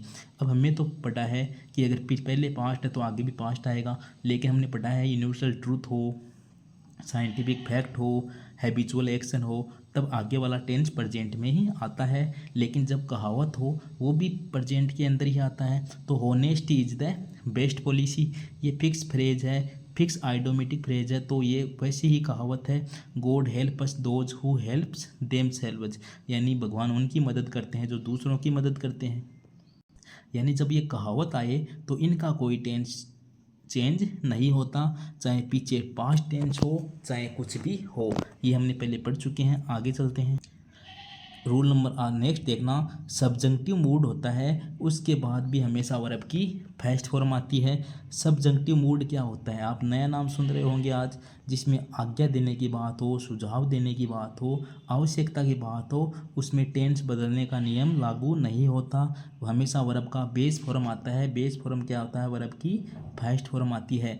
यानी इम्पेरेटिव वाले जो अपने सेंटेंस को अपन जब बदलते हैं ना, ऑर्डर्ड टू, रिक्वेस्टेड टू, उनमें हम टू के बाद में वर्ब की फर्स्ट फॉर्म लिखते हैं। वही ये नियम है। देखो the teacher suggested that, the teacher suggested that he study harder, तो स्टडी क्या आई, वर्ब की फर्स्ट फॉर्म आई है। It is important that she be informed, first form आई है be. I recommended that he go there, I recommended that he के बाद में क्या आई, वर्ब की फर्स्ट फॉर्म आई। यानी जहाँ आज्ञा देने की बात हो, सुझाव की बात हो, आवश्यकता की बात हो, उसमें भी आगे वर्ब की फर्स्ट फॉर्म ही आती है। एक तरह से ये इम्पेरेटिव सेंटेंस वाले वाक्य की तरह ही होते हैं। यानी the teacher suggested that, it is important that, I recommended that, ऐसे वाक्य है उसके आगे वाले टेंस में भी वर्ब की फर्स्ट फॉर्म ही आती है। नीचे वाला नियम और देख लो, रूल देखो। रिपोर्टेड कमांड होती है ना कुछ, जैसे रिक्वेस्ट की जा रही है, एडवाइस दी जा रही है, तो हम किस में बदलते हैं, रिपोर्टेड स्पीच के अंदर बदलेंगे हम इनको। यानी सैड टू को हम किस में बदलेंगे, ऑर्डर्ड में बदल देंगे, रिक्वेस्टेड में बदल देंगे, एडवाइज में बदल देंगे, सजेस्टेड में बदल देंगे, या टोल्ड में बदल देंगे। जब हम रिपोर्टेड इनडायरेक्ट स्पीच बनाएंगे तो इसमें क्या आएगा, टू आएगा, और टू के बाद में तो हमने पहले ही पढ़ा है, टू के बाद क्या आती है, वर्ब की फर्स्ट फॉर्म आती है। एग्जाम्पल देखना, he said to me, he said to me को किस में बदल देंगे, जब हम रिपोर्टेड स्पीच की बात करेंगे, ही टोल्ड मी बदल दिया। दोनों वाक्यों को जोड़ने के लिए क्या लगाया, टू लगाया। क्लोज द डोर, ये वाक्य हमने पढ़ा है ना पैसिव वॉइस में, वैसा का वैसा ही है। टू के साथ वाक्य को जोड़ दो, कोई चेंज नहीं होना है। टू जोड़ दिया तो ये फर्स्ट फॉर्म ही आएगी। She said to him, she asked him हो गया। अब डोंट का तो नोट टू हो गया, साउट की साउट ही रह गई, वर्ब की फर्स्ट फॉर्म ही आ गई। यानी टू के बाद जब इम्पेरेटिव सेंटेंस वाले वाक्य हो जिसमें सैड टू बदल जाए ऑर्डर्ड में, रिक्वेस्टेड में, एडवाइज्ड में, सजेस्टेड में या टोल्ड में, तो उसमें टू प्लस वर्ब की फर्स्ट फॉर्म ही आनी है। ये फर्स्ट फॉर्म वाले नियम आप समझ चुके हैं, 2-3 नियम थे। आगे चलते हैं। नेक्स्ट रूल देखना आप, इस सीक्वेंस ऑफ टेंस का लास्ट रूल है ये। अगर विस आए, इफ ओनली आए, एज दो आए, एज इफ के साथ सीक्वेंस इन एक्सप्रेशन के साथ अक्सर पास्ट टेंस या पास्ट परफेक्ट का उपयोग होता है, भले ही बात प्रेजेंट या फ्यूचर की हो। विस का विस आ जाए, इफ ओनली आ जाए, एज दो आ जाए, एज इफ आ जाए, इनके साथ हमेशा पास्ट टेंस लगेगा, चाहे बात प्रेजेंट की हो चाहे फ्यूचर की हो। आप तो एग्जाम्पल देखो, बात समझ आ जाएगी। देखो विश वाला वाक्य देखो, विश आए या इफ ओनली आए तो पास्ट टेंस लगा दो। देखो I wish I knew the answer, ये तो इसको तो आप ये तो अपने मन की बात है, इसको मत पढ़ो। आप इतना पढ़ो, I wish I knew the answer. I wish I knew the answer का हिंदी अर्थ क्या हुआ, आई विश काश ऐसा होता कि मुझे आंसर पता होता। प्रेजेंट की बात कर रहा है। काश मुझे उसका उत्तर पता होता। देखो, काश मुझे इसका उत्तर पता होता, एक तरह से ये प्रेजेंट की बात कर रहा है। आई विश, काश ऐसा होता कि मुझे उत्तर पता होता, प्रेजेंट की बात कर रहा है। लेकिन आई विश के साथ जब हम लगाएंगे तो हम पास्ट टेंस लगाएंगे। तो आई विश के बंदे को आई के आगे क्या लगा, आई न्यू। न्यू क्या है, वर्ब की सेकंड फॉर्म है, सिंपल पास्ट टेंस का यूज हुआ है। तो आई विश के साथ क्या लगेगा, पास्ट टेंस ही लगेगा, चाहे बात वो प्रेजेंट की करे। यहाँ देखो, if only I had a car, अगर मेरे पास एक कार होती लेकिन मेरे पास कार नहीं है। तो इफ ओनली वाला वाक्य है ना, तो इसमें देखो आई के साथ क्या आया, हैड आया, वर्ब की सेकंड फॉर्म आई। जब इफ ओनली वाले वाक्य हो, आई विश वाले वाक्य हो, इनके अंदर हमेशा पास्ट टेंस यानी वर्ब की सेकंड फॉर्म का यूज करो, लगभग में सिंपल पास्ट टेंस आता है। दूसरा नियम देखना इसका, विश या इफ ओनली के बाद पास्ट परफेक्ट कब आता है। अब देखो, इन दोनों में काश मेरे पास एक कार होती, काश मुझे इसका उत्तर पता होता, दोनों में ही किसकी कल्पना की जा रही थी। दोनों वाक्य तो देखने में ऐसे लग रहे थे कि दोनों वाक्य किस में है, प्रेजेंट में है। तब तो हमने क्या लगा दिया, सिंपल पास्ट, आगे वर्ब की सेकंड फॉर्म लगाई। जब हमें पता चला कि इसका अर्थ कैसे निकल रहा है, जैसे प्रेजेंट हो, लेकिन ऐसे लगे कि ये तो पास्ट है। यही बात अगर पास्ट में होती तो हम उसके अंदर पास्ट परफेक्ट लगाते, यानी हैड प्लस वर्ब की थर्ड फॉर्म लगाते। देखो कैसे, आई विश वही बात है, आई हैड स्टडीड हार्डर, काश मैंने थोड़ी और ज़्यादा मेहनत की होती, यानी इसमें पछताने का भाव आ रहा है। काश मैंने थोड़ी और मेहनत की होती तो मैं एग्ज़ाम में पास हो जाता, यानी कोई बिल्कुल पास जाकर रह जाए तब वो कहता है I wish I had studied harder, काश मैंने थोड़ी और मेहनत कर ली होती। यानी इसमें परसेंट का भाव नहीं आ रहा है, इसमें पछताने का भाव आ रहा है, यानी काश मैंने मेहनत की होती, यानी ये पास्ट की बात हो चुकी है। तो इसमें देखो, हैड स्टडीड क्या आया, वर्ब की हैड प्लस वर्ब की थर्ड फॉर्म, यानी पास्ट परफेक्ट टेंस लगाना है। If only she had not gone there, उसको वहाँ नहीं जाना चाहिए था, यानी वो चली गई थी, उसको नहीं जाना चाहिए था, यानी पास्ट की बात है। तो हैड गॉन आया है, had not gone, had plus verb की थर्ड फॉर्म। दोनों को दोबारा देख लो, अगर इफ और आई विश वाले वाक्य में प्रेजेंट सा ही दिखे आपको तब तो आप वर्ब की सेकंड फॉर्म लगाओ, अगर पास्ट ही लगे आपको तो आप हैड प्लस वर्ब की थर्ड फॉर्म यानी पास्ट परफेक्ट लगाओ। तीसरा देखो, एज इफ आए या एज दो आए तो आपको पास्ट टेंस लगाना है, एज इफ या एज दो। देखो, ही टॉक्स ही बिहेव्स, दोनों में क्या आ रहा है, यहाँ टॉक्स है यहाँ बिहेव्स है, दोनों ही क्या है, प्रेजेंट टेंस है। आगे जुड़ा हुआ किससे है, एज इफ एज दो से जुड़ा हुआ है। तो he were the boss he knew everything, were आया है यहाँ न्यू आया है, दोनों में ही क्या पास्ट टेंस आया है। जब भी एज इफ से जुड़े वाक्य एज दो से जुड़े, दोनों को याद रखना, तब आगे वाला वाक्य पास्ट टेंस के अंदर आएगा। आपको सारे नियम याद हो चुके होंगे, एक बार इसको दोबारा देख लो। विश आए, आई विश आए या इफ ओनली आए, इन दोनों वाक्य में अगर प्रेजेंट की बात है तो आगे सिंपल पास्ट लगा दो, अगर पास्ट की ही बात कर रहा है तो पास्ट परफेक्ट लगा दो, यानी हैड प्लस वर्ब की थर्ड फॉर्म लगा दो। अब एज इफ और एज दो से पहले तो प्रेजेंट टेंस आता है, लेकिन एज इफ और एज दो के आगे वाला जो टेंस आएगा उसमें क्या आएगा, पास्ट टेंस ही आएगा। जैसे he were the boss, she knew everything, knew आ गया, वर आ गया, दोनों ही क्या है, पास्ट टेंस का भाव दे रहे हैं, दोनों ही पास्ट टेंस हैं। तो एज इफ एज दो के साथ पास्ट टेंस आएगा, आई विश इफ ओनली के साथ अगर प्रेजेंट की बात है तो सिंपल पास्ट, पास्ट की बात है तो पास्ट परफेक्ट टेंस लगा दो। आई होप ये क्लास एक टेंस की ही क्लास थी वैसे देखा जाए, लेकिन आपके सिलेबस में एक नया टॉपिक दिया हुआ है सीक्वेंस ऑफ टेंस, तो इस क्लास को लेना ज़रूरी था। आई होप हमने आज बहुत ही अच्छे अच्छे नियमों के बारे में चर्चा की है, आपको ये नियम याद हो चुके होंगे। अगर अब भी ये नियम याद नहीं होते तो आप इनको एक रजिस्टर में नियमों को लिख लेना, फिर उसको दोबारा बार बार पढ़ना, आपके ये नियम बिल्कुल कंटेस्ट याद हो जाएंगे। वैसे ज़्यादा नियम थे नहीं कि अगर पहले पास्ट में है तो आगे पास्ट में आएगा, दो घटनाएं हो रही है, एक पास्ट परफेक्ट में आएगी, एक सिंपल पास्ट में आएगी, पहले प्रेजेंट है तो आगे फ्यूचर लगाओ, पहले फ्यूचर है तो आगे प्रेजेंट लगाओ। यही दो तीन नियम है जिनके इर्द गिर्द ये पूरा चैप्टर घूम रहा था और आपने अच्छे से समझा होगा। तो अब हम कुछ प्रश्न करते हैं कि पहले के एग्ज़ाम में कैसे प्रश्न पूछे गए हैं। कुछ प्रश्न हम सीक्वेंस ऑफ टेंस के करते हैं, कुछ हम टेंस के भी करते हैं। दोनों मिले जुले टॉपिक हैं, दोनों में मिक्स क्वेश्चन पूछे जाते हैं, तो हम दोनों के ही क्वेश्चन थोड़े कर लेते हैं। आई होप आपको ये क्लास अच्छी लग रही होगी। तो चलते हैं क्वेश्चन की तरफ। आज का पहला क्वेश्चन है, it is time they working on the project. सीटी में पूछा गया था। अभी हमने थोड़ी देर पहले बात की थी, जब भी आपको इट इज़ टाइम से वाक्य स्टार्ट मिले, तब जब सब्जेक्ट के आगे हम कुछ भी लगाएंगे वो पास्ट टेंस के अंदर वर्ब लगाएंगे। यानी इट इज़ टाइम से जो भी वाक्य स्टार्ट होता है उसमें सब्जेक्ट के आगे जो वर्ब लगाएंगे वो पास्ट टेंस की लगाएंगे। तो लगा दो, विल फ्यूचर की है, स्टार्ट प्रेजेंट की है, वुड भी, वुड पास्ट की तो है लेकिन ये मॉडल टाइप में है, तो स्टार्टेड सिंपल पास्ट की लगानी है, तो स्टार्टेड वर्ब की सेकंड फॉर्म है। तो ऑप्शन नंबर बी सही है। It is time they started working on the project. ये नेम आपको याद होगा, प्रश्न पूछा गया है सीटी में, याद रखना। आगे चलते हैं। क्वेश्चन नंबर 2 है, as soon as she the book she informed the publisher. As soon as आया है, आगे देखो इन्फॉर्म्ड आया है, यानी वर्ब की सेकंड फॉर्म आई है, यानी पास्ट टेंस आया है। यानी इसमें अर्थ ये निकल रहा है कि जैसे ही उसने अपनी बुक फिनिश की, उसने वो पब्लिश करने के लिए पब्लिशर को दे दी या इन्फॉर्म कर दिया।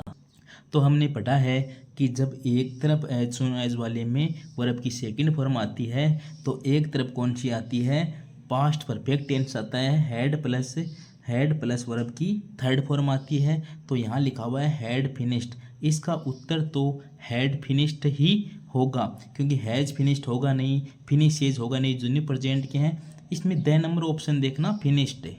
लेकिन हम कई बार क्या करते हैं, जब दो कार्य एक साथ साथ भी हो रहे हो तब हम दोनों तरफ सिंपल पास्ट टेंस का भी यूज कर सकते हैं।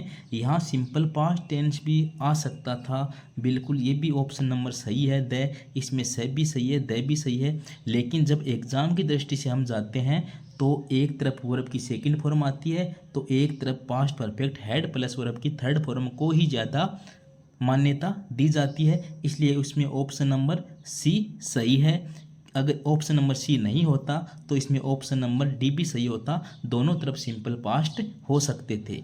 आगे चलते हैं। क्वेश्चन नंबर 3 देखना, व्हेन आई सा हर सी फॉर हर ट्रेंड। यहाँ देखो आई सा कौन सी फॉर्म है, वर्ब की सेकंड फॉर्म है, सिंपल पास्ट टेंस आया है। यहाँ शायद ये फ्रेंड होगा, ट्रेंड नहीं फ्रेंड होना चाहिए। व्हेन आई सा हर, मैंने जब उसको देखा वो अपने फ्रेंड का इंतज़ार कर रही थी। अब कर रही थी वाला इसमें जब भाव आ रहा है, कर रही थी पास्ट आ रहा है, वाज वर्ब प्लस आईएनजी देखने को मिलेगा। तो इसमें देखो was waiting.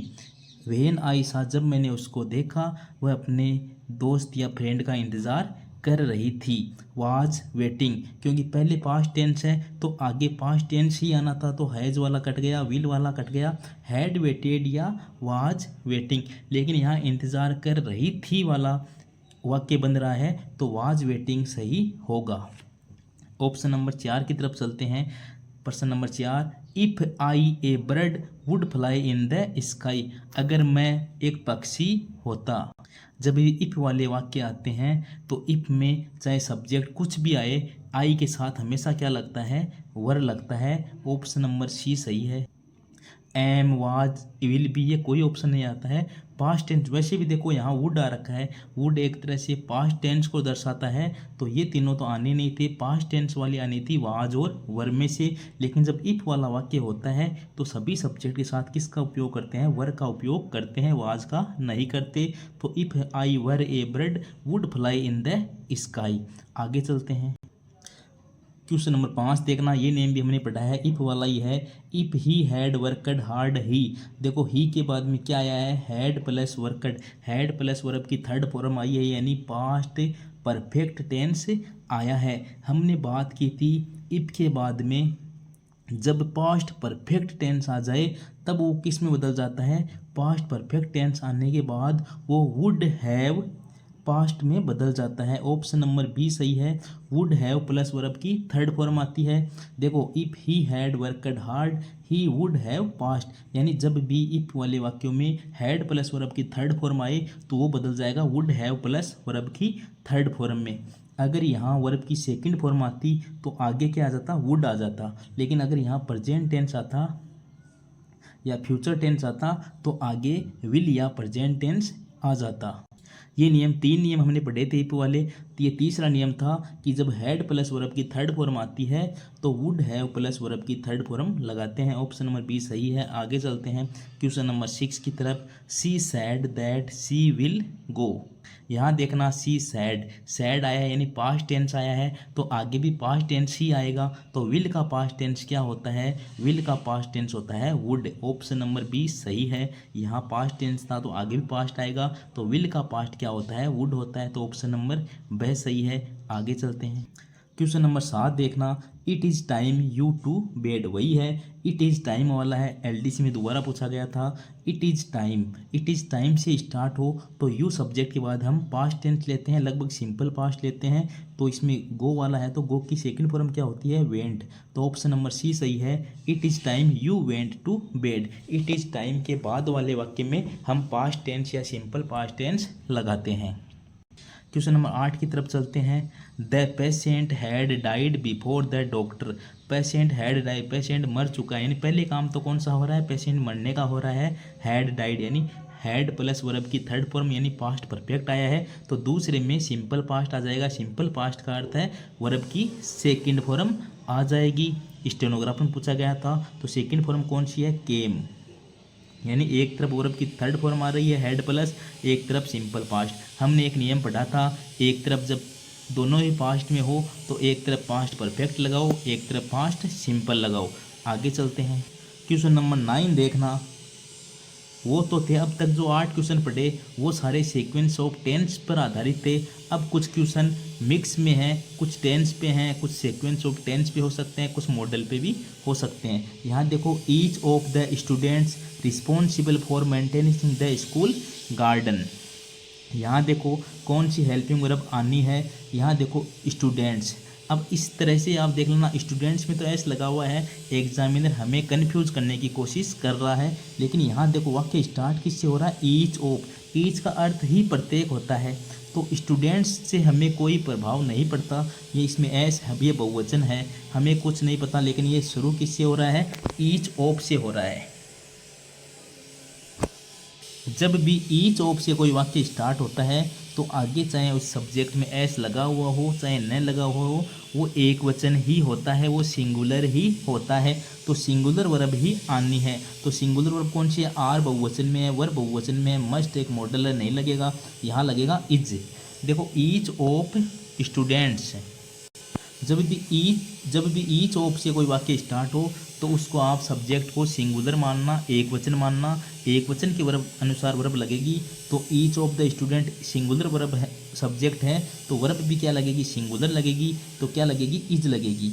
Each of the students, इसके साथ इज आएगा न कि आर, क्योंकि ये बहुवचन दिखने में है लेकिन ईच ऑफ लगा हुआ है इसलिए एक वचन में है। क्वेश्चन नंबर 10 देखना। Vijaya is my best friend I her for years. तो यहाँ देखना, Vijay is my best friend I her for years. अब देखो इसमें वर्ब कौन सी आ रही है, नो आ रही है, सब में नो है ना। अब हमने एक बात पढ़ी थी जब हमने टेंस की बात की थी, जो स्टेटिव वर्ब्स होती हैं उसमें आईएनजी नहीं लगता। ये जो नो होती है, नो यानी जानना, ये स्टेटिव वर्ब होती है, इसमें आईएनजी नहीं लग सकती। फॉर ईयर्स, इसमें ये पर्सन थोड़ा गलत था, कलर ग्रेड शेख ने पूछा गया था। इसमें देखो नोविंग, इस दोनों में नोविंग आ रहा है, हो सकता था लेकिन नो में आईएनजी नहीं लगती, इसलिए ये पर्सन, ये आंसर तो आ नहीं सकता। इस फोर का कोई मतलब नहीं निकल रहा है क्योंकि नो के साथ आईएनजी नहीं लगती।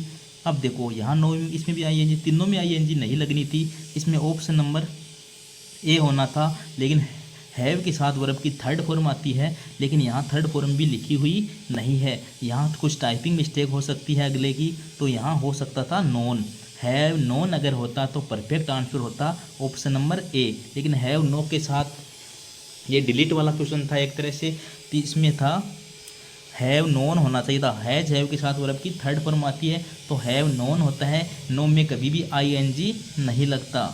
यहाँ देखना, नो एक स्टेटिव वर्ब स्थिति बताने वाली क्रिया है। इसका मतलब है कि यह भावना, सोच, अनुभूति और स्थिति को दर्शाता है, न कि कोई एक्शन। ऐसे स्टेटिव वर्ब को कंटिन्यूस टेंस यानी वर्ब की आईएनजी फॉर्म में आमतौर पर नहीं लिखा जाता। आप समझ चुके होंगे इनमें आईएनजी वाला क्यों नहीं आया, इसमें हैव नॉन सही आंसर होना चाहिए था। आगे चलते हैं। क्वेश्चन नंबर 11 है neither she NOR I getting that trophy this year. जब भी नाइदर और नोर का प्रयोग हो, आइदर और का प्रयोग हो, तो इसमें जो नाइदर आइदर के आगे जो आता है ना दूसरा सब्जेक्ट यानी नोर और के बाद में जो सब्जेक्ट आता है उसके अनुसार हेल्पिंग वर्ब लगाते हैं। तो यहाँ नोर के बाद में क्या आया है, आई आया है, तो आई के अनुसार हमें क्या लगाना है, आई के अनुसार हमें हेल्पिंग वर्ब लगानी है। तो आई के साथ क्या आता है, देखो आई के साथ इज नहीं आता, आर भी नहीं आता, एम आ सकता है, वाज भी आ सकता है। लेकिन देखो यहाँ दिस ईयर किसको परिभाषित कर रहा है, दिस ईयर एक तरह से सिंपल प्रेजेंट टेंस को परिभाषित कर रहा है। तो इसमें वैसे भी आप देख दिस ईयर एक तरह से प्रेजेंट टेंस को परिभाषित कर रहा है, आईएनजी दिया हुआ है, तो आई के साथ क्या लगता है, एम लगता है। वाज तो पास्ट टेंस के अंदर लगता है, तो इसमें क्या लगेगा, एम लगेगा। आपको तो याद रखना है नाइदर नोर हो आइदर और हो, उसके अंदर ये जो और नोर होता है उसके आगे जो सब्जेक्ट आता है उसके अनुसार हेल्पिंग वर्ब लगती है। क्वेश्चन नंबर 12 देखना, many researchers conducted this experiment to prove their point. यहाँ देखो कंडक्टेड वर्ब की थर्ड फॉर्म दी हुई है, हैज हैव आर वर्ब के साथ तो आईएनजी लगती है, या तो हैज आएगा या हैव आएगा। तो रिसर्चर्स क्या है, ये बहुवचन में दिया हुआ है, तो बहुवचन के साथ क्या लगता है, हैव लगता है। ऑप्शन नंबर बी सही है, हैव कंडक्टेड। आगे चलते हैं। क्वेश्चन नंबर 13 देखना, she is proud that she achieve stardom. यहाँ देखना इज प्राउड यानी कोई प्रेजेंट टेंस की बात कही जा रही है, तो अचीव का क्या आ सकता है। यहाँ देखना डिड अचीव पास्ट को दर्शाता है, नहीं आ सकता। अचीव का अचीव भी सिंपल प्रेजेंट हो सकता है, लेकिन यहाँ देखो सी है, सब्जेक्ट क्या है, सी है, सी के अनुसार अचीव आ सकता है क्या, नहीं आ सकता, क्योंकि अचीव में एस लगता, एस नहीं लगा हुआ है तो अचीव सी के साथ नहीं आ सकता। सी के साथ तो अचीव के साथ अचीव आ सकता था। अब देखो हैज अचीव हैज के साथ क्या लगती है, वर्ब की थर्ड फॉर्म लगती है, यहाँ तो एस लगाया हुआ है, वी एस लगाया हुआ है, नहीं आ सकता। हैज अचीव्ड, ऑप्शन नंबर ए सही है, हैज अचीव्ड, हैज के साथ वर्ब की थर्ड फॉर्म। ये तीनों ऑप्शन कट चुके थे। इसी तरह आप भी एग्जाम में ऑप्शन को काट देना हेल्पिंग वर्ब के अनुसार। आगे चलते हैं क्वेश्चन नंबर 14 में, note one of the lectures interesting. अभी वही क्वेश्चन है नाइदर नोर टाइप में ही। देखो लेक्चर्स, यहाँ तो लेक्चर्स तो में से एस लगा हुआ है, लेकिन यहाँ पीछे क्या लगा हुआ है, note one of the lectures, यानी ये नोट वन ऑफ द लगने के बाद ये किसको परिभाषित कर रहा है, एक तरह से सिंगुलर सब्जेक्ट को परिभाषित कर रहा है। यानी ये लेक्चर्स आप देखोगे तो ये तो आपको बहुवचन लगेगा, लेकिन पीछे नोट वन ऑफ द के साथ जब मिलकर ये लेक्चर्स आ रहा है तो ये सिंगुलर सब्जेक्ट को परिभाषित कर रहा है अपने ईच ऑफ के अनुसार। ईच ऑफ था ना, ईच ऑफ द, उसी तरह है note one of the lectures, same है, सिंगुलर सब्जेक्ट को बता रहा है तो सिंगुलर वर्ब आएगी। वर्ब बहुवचन में है, आर बहुवचन में है, हैव बीन बहुवचन में है, तो क्या आएगी, इज आएगी। यहाँ क्या आएगा, इज, ऑप्शन नंबर बी। आप समझ चुके होंगे। इस लेक्चर्स के अनुसार नहीं लगानी है, आपको एक एक शब्द को देखना है कि उसके पीछे कौन सा सब्जेक्ट लगा हुआ है। Note one of the lectures, ये पूरा सब्जेक्ट बन रहा है। आगे चलते हैं। क्वेश्चन नंबर 15 देखना आप, politics with him the business of his life. अब देखो पॉलिटिक्स नाम में भले ही इसमें एस लगा हुआ हो, लेकिन ये सिंगुलर को परिभाषित करता है। देखने में पॉलिटिक्स में एस लगा हुआ है, हमेशा ही लगता है, लेकिन यह एक वचन रूप में होता है। देखो कितने अच्छे क्वेश्चन हैं। पॉलिटिक्स में हमेशा एस लगता ही है, तो एस लगता है, लेकिन फिर भी ये क्या होता है, सिंगुलर होता है। ये वो क्वेश्चन है जो आपकी तैयारी में 4 चांद लगा देंगे और आपकी तैयारी को एक एडवांस लेवल पर लेके जाएंगे। तो पॉलिटिक्स क्या होती है, सिंगुलर सब्जेक्ट होती है, तो सिंगुलर ही वर्ब आनी है। देखो हैव बीन काट दो, बहुवचन में है, वर काट दो, बहुवचन में है, हैज भी काट दो क्योंकि हैज के साथ वर्ब की थर्ड फॉर्म आती है, ये काट दो, तो एक ऑप्शन बचा वाज। तो politics was with his the business of his life, option number 6 सही है। क्वेश्चन नंबर 16 की तरफ चलते हैं। The sun during the day, सूरज दिन में चमकता है, एक यूनिवर्सल ट्रूथ है, एक साइंटिफिक फैक्ट बोल सकते हो आप इसको।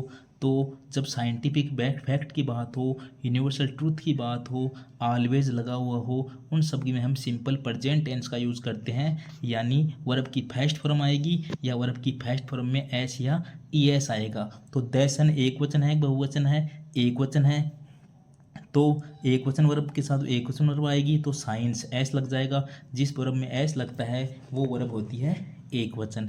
तो विल साइनिंग नहीं आना था, साइंड नहीं आना था, हैव बीन साइनिंग नहीं आना था, इसमें तो ओनली साइंस ही दे रखा था, इसलिए साइन में एस लगा हुआ आ जाता। That sun shine during the day. आगे चलते हैं। क्वेश्चन नंबर 17 देखना, अच्छा क्वेश्चन है। वी देयर फॉर 10 ईयर्स, हम यहाँ 10 सालों से रह रहे हैं। अब हम यहाँ 10 सालों से रह रहे हैं, एक तरह से तो ये पास्ट टेंस को दर्शा रहा है कि हम 10 सालों से यहाँ रह रहे हैं, और मान लो अब हम यहाँ नहीं रहते तो ये एक पास्ट की बात हो गई, तो सिंपल पास्ट टेंस आ सकता है। लेकिन अब भी हम रहे हैं, काम जारी है, तो इसमें पास्ट परफेक्ट टेंस भी आ सकता है। अब देखो कौन सा ऑप्शन आएगा, लीव तो आएगा नहीं, लिविंग भी आएगा नहीं, ऐसा कोई ऑप्शन नहीं है इसमें। अब देखो इसमें विल लगा हुआ है, विल फ्यूचर को परिभाषित करता है, ये भी नहीं आना है। फिर भी देख लो विल के साथ हैव बीन लगा हुआ है, जब विल के साथ हैव बीन लग जाए तो लास्ट में लिव्ड नहीं आता है, उसमें तो आईएनजी आती है, ये ऑप्शन भी कट गया। ये तीनों ऑप्शन तो अपने आप कट गए। ऑप्शन नंबर तो एक ही बचा, ऑप्शन नंबर डी, जो लिव्ड है सेकंड फॉर्म है, यानी सिंपल पास्ट की बात कर रहा है। वैसे यहाँ क्या होना चाहिए था, यहाँ होना चाहिए था हैड प्लस वर्ब की थर्ड फॉर्म, हैड लिव्ड, यानी मान लो वह 10 सालों से रह रहा तो अभी भी रह रहा होगा, तो इसमें पास्ट परफेक्ट होता, तो आप कंफ्यूज होते कि पास्ट परफेक्ट लगाएं या सिंपल पास्ट लगाएं। दो स्थितियां बन रही है, अगर वो 10 सालों से रह रहा है और अभी भी रह रहा है तो इसमें हैड प्लस वर्ब की थर्ड फॉर्म आनी चाहिए थी, लेकिन वो ऑप्शन में नहीं है।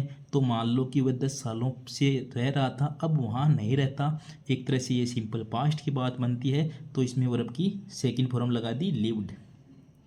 क्वेश्चन नंबर 18 की तरफ चलते हैं। ही टू बॉम्बे टुमोरो, टुमोरो किसको परिभाषित कर रहा है, फ्यूचर टेंस को परिभाषित कर रहा है। वैसे भी देखो गोइंग दे रखा कट जाएगा, हैड गोन, हैज़ गोन, ऐसा इसमें कोई बात नहीं है, डायरेक्ट फ्यूचर की बात है, तो विल गो लग जाएगा। Option number A, he will go to Bombay tomorrow, एक सिंपल फ्यूचर टेंस है जिसमें विल और सेल लगता है, आई और वी के साथ सेल, बाकी के साथ विल, और गो वर्ब की फर्स्ट फॉर्म, तो he will go to Bombay tomorrow. Tomorrow यानी आने वाला कल, यानी फ्यूचर को परिभाषित कर रहा है। आगे चलते हैं। क्वेश्चन नंबर 19 देखना आप। The ship sink in the ocean yesterday, हमें एक शब्द दिखा येस्टरडे, यानी बीता हुआ कल, यानी पास्ट टेंस है, ये तो पता चल गया। अब पास्ट टेंस है तो आईएनजी काट दो, हमें चाहिए वर्ब की सेकंड फॉर्म, एलडीसी में पूछा हुआ क्वेश्चन है। अब हमें सेकंड फॉर्म चाहिए, तो अब सिंक की हमें तीनों फॉर्म आनी चाहिए। क्या होती है, पहली फॉर्म होती है सिंक, दूसरी होती है सैंक, तीसरी होती है संक। सिंक, सैंक, संक, तो इसमें ऑप्शन नंबर सी सही है, इसमें वर्ब की सेकंड फॉर्म है संक, ये SUNK, ये होती है third form. The ship sank in the ocean yesterday, yesterday से पता चला कि ये पास्ट टेंस है, सिंपल पास्ट है, तो वर्ब की सेकंड फॉर्म आएगी। सिंक होती है पहली, संक होती है थर्ड, और सैंक होती है दूसरी, तो ऑप्शन नंबर से इसका सही आंसर है। क्वेश्चन नंबर 20 की तरफ चलते हैं। दे बाय वेजिटेबल लास्ट वीक, दोबारा एलडीसी का क्वेश्चन है। लास्ट वीक हमें पता चला पिछले सप्ताह है, यानी सिंपल पास्ट की बात कही जा रही है, तो सेकंड फॉर्म आएगी। तो बाय की सेकंड फॉर्म क्या होती है, बोट होती है, बाय फर्स्ट होती है, बाय प्रेजेंट में काम आती है वोट का यहाँ कोई ऑप्शन नहीं था, प्रेजेंट, यहाँ बोट, ऑप्शन नंबर बे सही है। बाय की सेकंड फॉर्म होती है bought. They bought vegetable last week, यानी पिछले सप्ताह है। आगे चलते हैं। क्वेश्चन नंबर 21 की तरफ चलते हैं। The teacher sad that oil floats on water, teacher sad, देखो टीचर ने कहा, सैड आ रखा है, पास्ट टेंस है, तो हमारे एक बार दिमाग में बात आएगी, पास्ट आने पर दोनों तरफ पे पास्ट ही आएंगे। लेकिन फिर आगे हमने पढ़ा oil floats on water, oil यानी तेल, फ्लोट यानी बहना, ऑन वाटर जो तेल है वो पानी के ऊपर बहता है। ये एक साइंटिफिक बात कह सकते हो या शाश्वत सत्य है कि ऑयल पानी के ऊपर तैरता है। ये एक साइंटिफिक फैक्ट है। हमने बात की थी अगर भले ही पहले पास्ट हो लेकिन आगे यूनिवर्सल ट्रूथ या शाश्वत सत्य कोई बात हो, साइंटिफिक फैक्ट हो, हैबिचुअल एक्शन दर्शा रहा हो तो उसका टेंस चेंज नहीं होता, वो सिंपल प्रेजेंट के अंदर ही लिखी जाती है। तो ये बात भी फैक्ट है। अच्छा क्वेश्चन है, याद रखना इस ऑयल वाली चीज़ को आप। ऑयल तेल है वो पानी के ऊपर तैरता है। तो इसमें देखो ऑयल कैसा है, एक वचन है तो कैसी वर्ब आएगी, फ्लोटेड कट गया, हैड फ्लोटेड दोनों पास्ट में थे, हमें प्रेजेंट में लगाना है तो फ्लोट तो आएगी बहुवचन के साथ, फ्लोट्स आएगी एक वचन के साथ। तो दैट ऑयल, ऑयल कैसा है, एक वचन है तो इसमें आ जाएगा option number C floats. The teacher said that oil floats on water. अच्छा क्वेश्चन था, याद रखना ये एक शाश्वत सत्य बात है कि तो तेल है वो पानी के ऊपर तैरता है। भले ही पहले पास्ट टेंस था लेकिन आगे प्रेजेंट सिंपल ही आएगा। आगे चलते हैं क्वेश्चन नंबर 22 की तरफ। He generally go for a walk every morning even now. देखो जनरली एक शब्द आया है, जनरली यानी सामान्यतया। हमने जब एडवर्ब की बात की थी तब हमने पढ़ा था जनरली कौन से टेंस के अंदर आता है, याद करना एक बार आप। जनरली देखो ऑलवेज आ गया, जनरली आ गया, ये कौन सी में आते हैं, ये सिंपल प्रेजेंट में आते हैं। अब सिंपल प्रेजेंट है तो लगा दो वर्ब की फर्स्ट फॉर्म या फर्स्ट फॉर्म या एस या ई एस। सब्जेक्ट क्या है, ही है, ही एक वचन है तो एक वचन लगाओ, एक वचन का अर्थ है एस या ई एस वाली वर्ब लगा दो। हैज़ गोन आएगा नहीं, हैड गोन आएगा नहीं, वेंट सेकंड फॉर्म होती है, एक ही दिया हुआ है गोइज। ऑप्शन नंबर 6 सही है, ही जनरली गोइज। आगे चलते हैं क्वेश्चन नंबर 23 देखना। आई टू हिज हाउस यस्टरडे। अब यहाँ देखो हमें पता चला यस्टरडे आया है यानी बीता हुआ कल, यानी सिंपल पास्ट टेंस है या पास्ट टेंस है। अब देखो सिंपल पास्ट है तो क्या आना है, वर्ब की सेकंड फॉर्म आनी है। अब सेकंड फॉर्म आनी है हमें ये तो पता है, लेकिन सेकंड फॉर्म कब आती है, जब पर्सन साधारण वाक्य हो। अब इसमें देखो was not go, was not go आ सकता है क्या, वाज के साथ तो आई एन जी आती है, काट दो। वाज नोट वेंट, ये देखो वाज के साथ वेंट नहीं आई एन जी आती है, ये भी काट दो। डिड नोट वेंट, अब देखो डिड नोट गो दोनों में है ना, दोनों में डिड नोट। अब हमने पढ़ा था जब सिंपल पास्ट टेंस होता है साधारण वाक्यों में तो क्या आता है, वर्ब की सेकंड फॉर्म आती है। लेकिन वाक्य पर्सनवाचक हो या नकारात्मक हो उन दोनों में क्या लगता है, डिड लगता है। डिड के साथ क्या आएगी, वर्ब की फर्स्ट फॉर्म आती है सदाई। तो इसमें डिड लग गया, नोट लग गया, नकारात्मक वाक्य हो गया। तो अब वर्ब की फर्स्ट फॉर्म आएगी गो वेंट गोन। गो की फर्स्ट फॉर्म होती है गो, सेकंड फॉर्म होती है वेंट, थर्ड होती है गोन। तो गो वेंट गोन, तो कौन सा ऑप्शन सही आएगा, option number B did not go. ये एक नकारात्मक वाक्य है। नकारात्मक वाक्यों में डिड प्लस वर्ब की फर्स्ट फॉर्म लगती है सिंपल पास्ट टेंस के अंदर। समझ चुके होंगे आप। जब भी साधारण वाक्य हो सिंपल पास्ट तब तो लगा हो वर्ब की सेकंड फॉर्म, नकारात्मक हो या पर्सनवाचक वाक्य हो उसमें लगेगा डिड प्लस वर्ब की फर्स्ट फॉर्म। क्वेश्चन नंबर 24 देखना। जनरली वही शब्द है generally, honesty from the heart. Generally यानी सामान्यतया, वैसे भी ये कहावत है, कौन सी में आनी है, सिंपल प्रेजेंट में ही आनी है। अब होनेस्टी, होनेस्टी कैसा है, सिंगुलर सब्जेक्ट है तो कौन सा आएगा, कमिंग काट दो, हैज कम काट दो, कम आएगा या कम्स आएगा, कम तो बहुवचन वर्ब है, कम्स क्या है एक वचन है तो होनेस्टी के साथ आएगा कम्स। ऑप्शन नंबर बी सही है, generally honesty comes from the heart. आगे चलते हैं क्वेश्चन नंबर 25 देखना। राम इन इंडिया सिंस इंडिपेंडेंस डे, और लिख सकते थे आगे, हमें इससे मतलब नहीं है। राम इन इंडिया कब आया, सिंस लगा हुआ है, फिक्स टाइम दिया हुआ है। सिंस कब लगाते हैं, फिक्स टाइम के लिए लगाते हैं। अब सिंस और फॉर का यूज़ कौन से टेंस में होता है, सिंस और फॉर का प्रयोग होता है परफेक्ट कंटिन्यूअस टेंस में, यानी बीन लगता है प्लस आईएनजी लगता है। तो इसमें देख लो कौन सा में लगा हुआ है, वाज लिविंग वाला यहाँ कुछ बन नहीं रहता, सेंस का प्रयोग नहीं होता। विल बी लिविंग फ्यूचर वाले में भी सेंस का यूज नहीं होता। इज लिविंग भी नहीं आना था, वाज लिविंग नहीं आया तो ये प्रेजेंट था, ये पास्ट था, कंटिन्यूअस नहीं बरसा रहा है। ये कौन सा बता रहा है, has been living. Present perfect continuous का एक ही ऑप्शन था जिसमें बीन प्लस आईएनजी लगा हुआ था, हैज बीन प्लस आईएनजी। तो Ram has been living in India since independence day. तो सिंस आता है फिक्स टाइम के लिए, फॉर आता है अवधि के लिए। सिंस और फॉर का प्रयोग होता है परफेक्ट कंटिन्यूअस में, चाहे वो पास्ट हो, चाहे प्रेजेंट हो, चाहे फ्यूचर हो। तो एक ही दिया हुआ था, हैज़ बीन लिविंग। अच्छा क्वेश्चन था स्टेनोग्राफर का। क्वेश्चन नंबर 26 की तरफ चलते हैं। The president Pushkar next month, यानी प्रेसिडेंट कहाँ आएंगे, पुष्कर आएंगे। कब आएंगे, नेक्स्ट मंथ, यानी अगले अगले महीने आएंगे। नेक्स्ट मंथ से एक पर तो अपना मन गया कि ये फ्यूचर का टेंस हो सकता है, लेकिन यहाँ विल सेल कहीं नहीं दिख रहा। आप भूल जाओगे फ्यूचर तो इसमें नहीं है। फिर हमने एक बार एक नियम पढ़ा था, जब भी कोई फ्यूचर की बात हो लेकिन वह फिक्स टाइम हो, यानी कोई फिक्स टाइम टेबल के साथ में कोई प्रोग्राम है, वो फिक्स है, तब हम उसमें सिंपल प्रेजेंट का यूज करते हैं।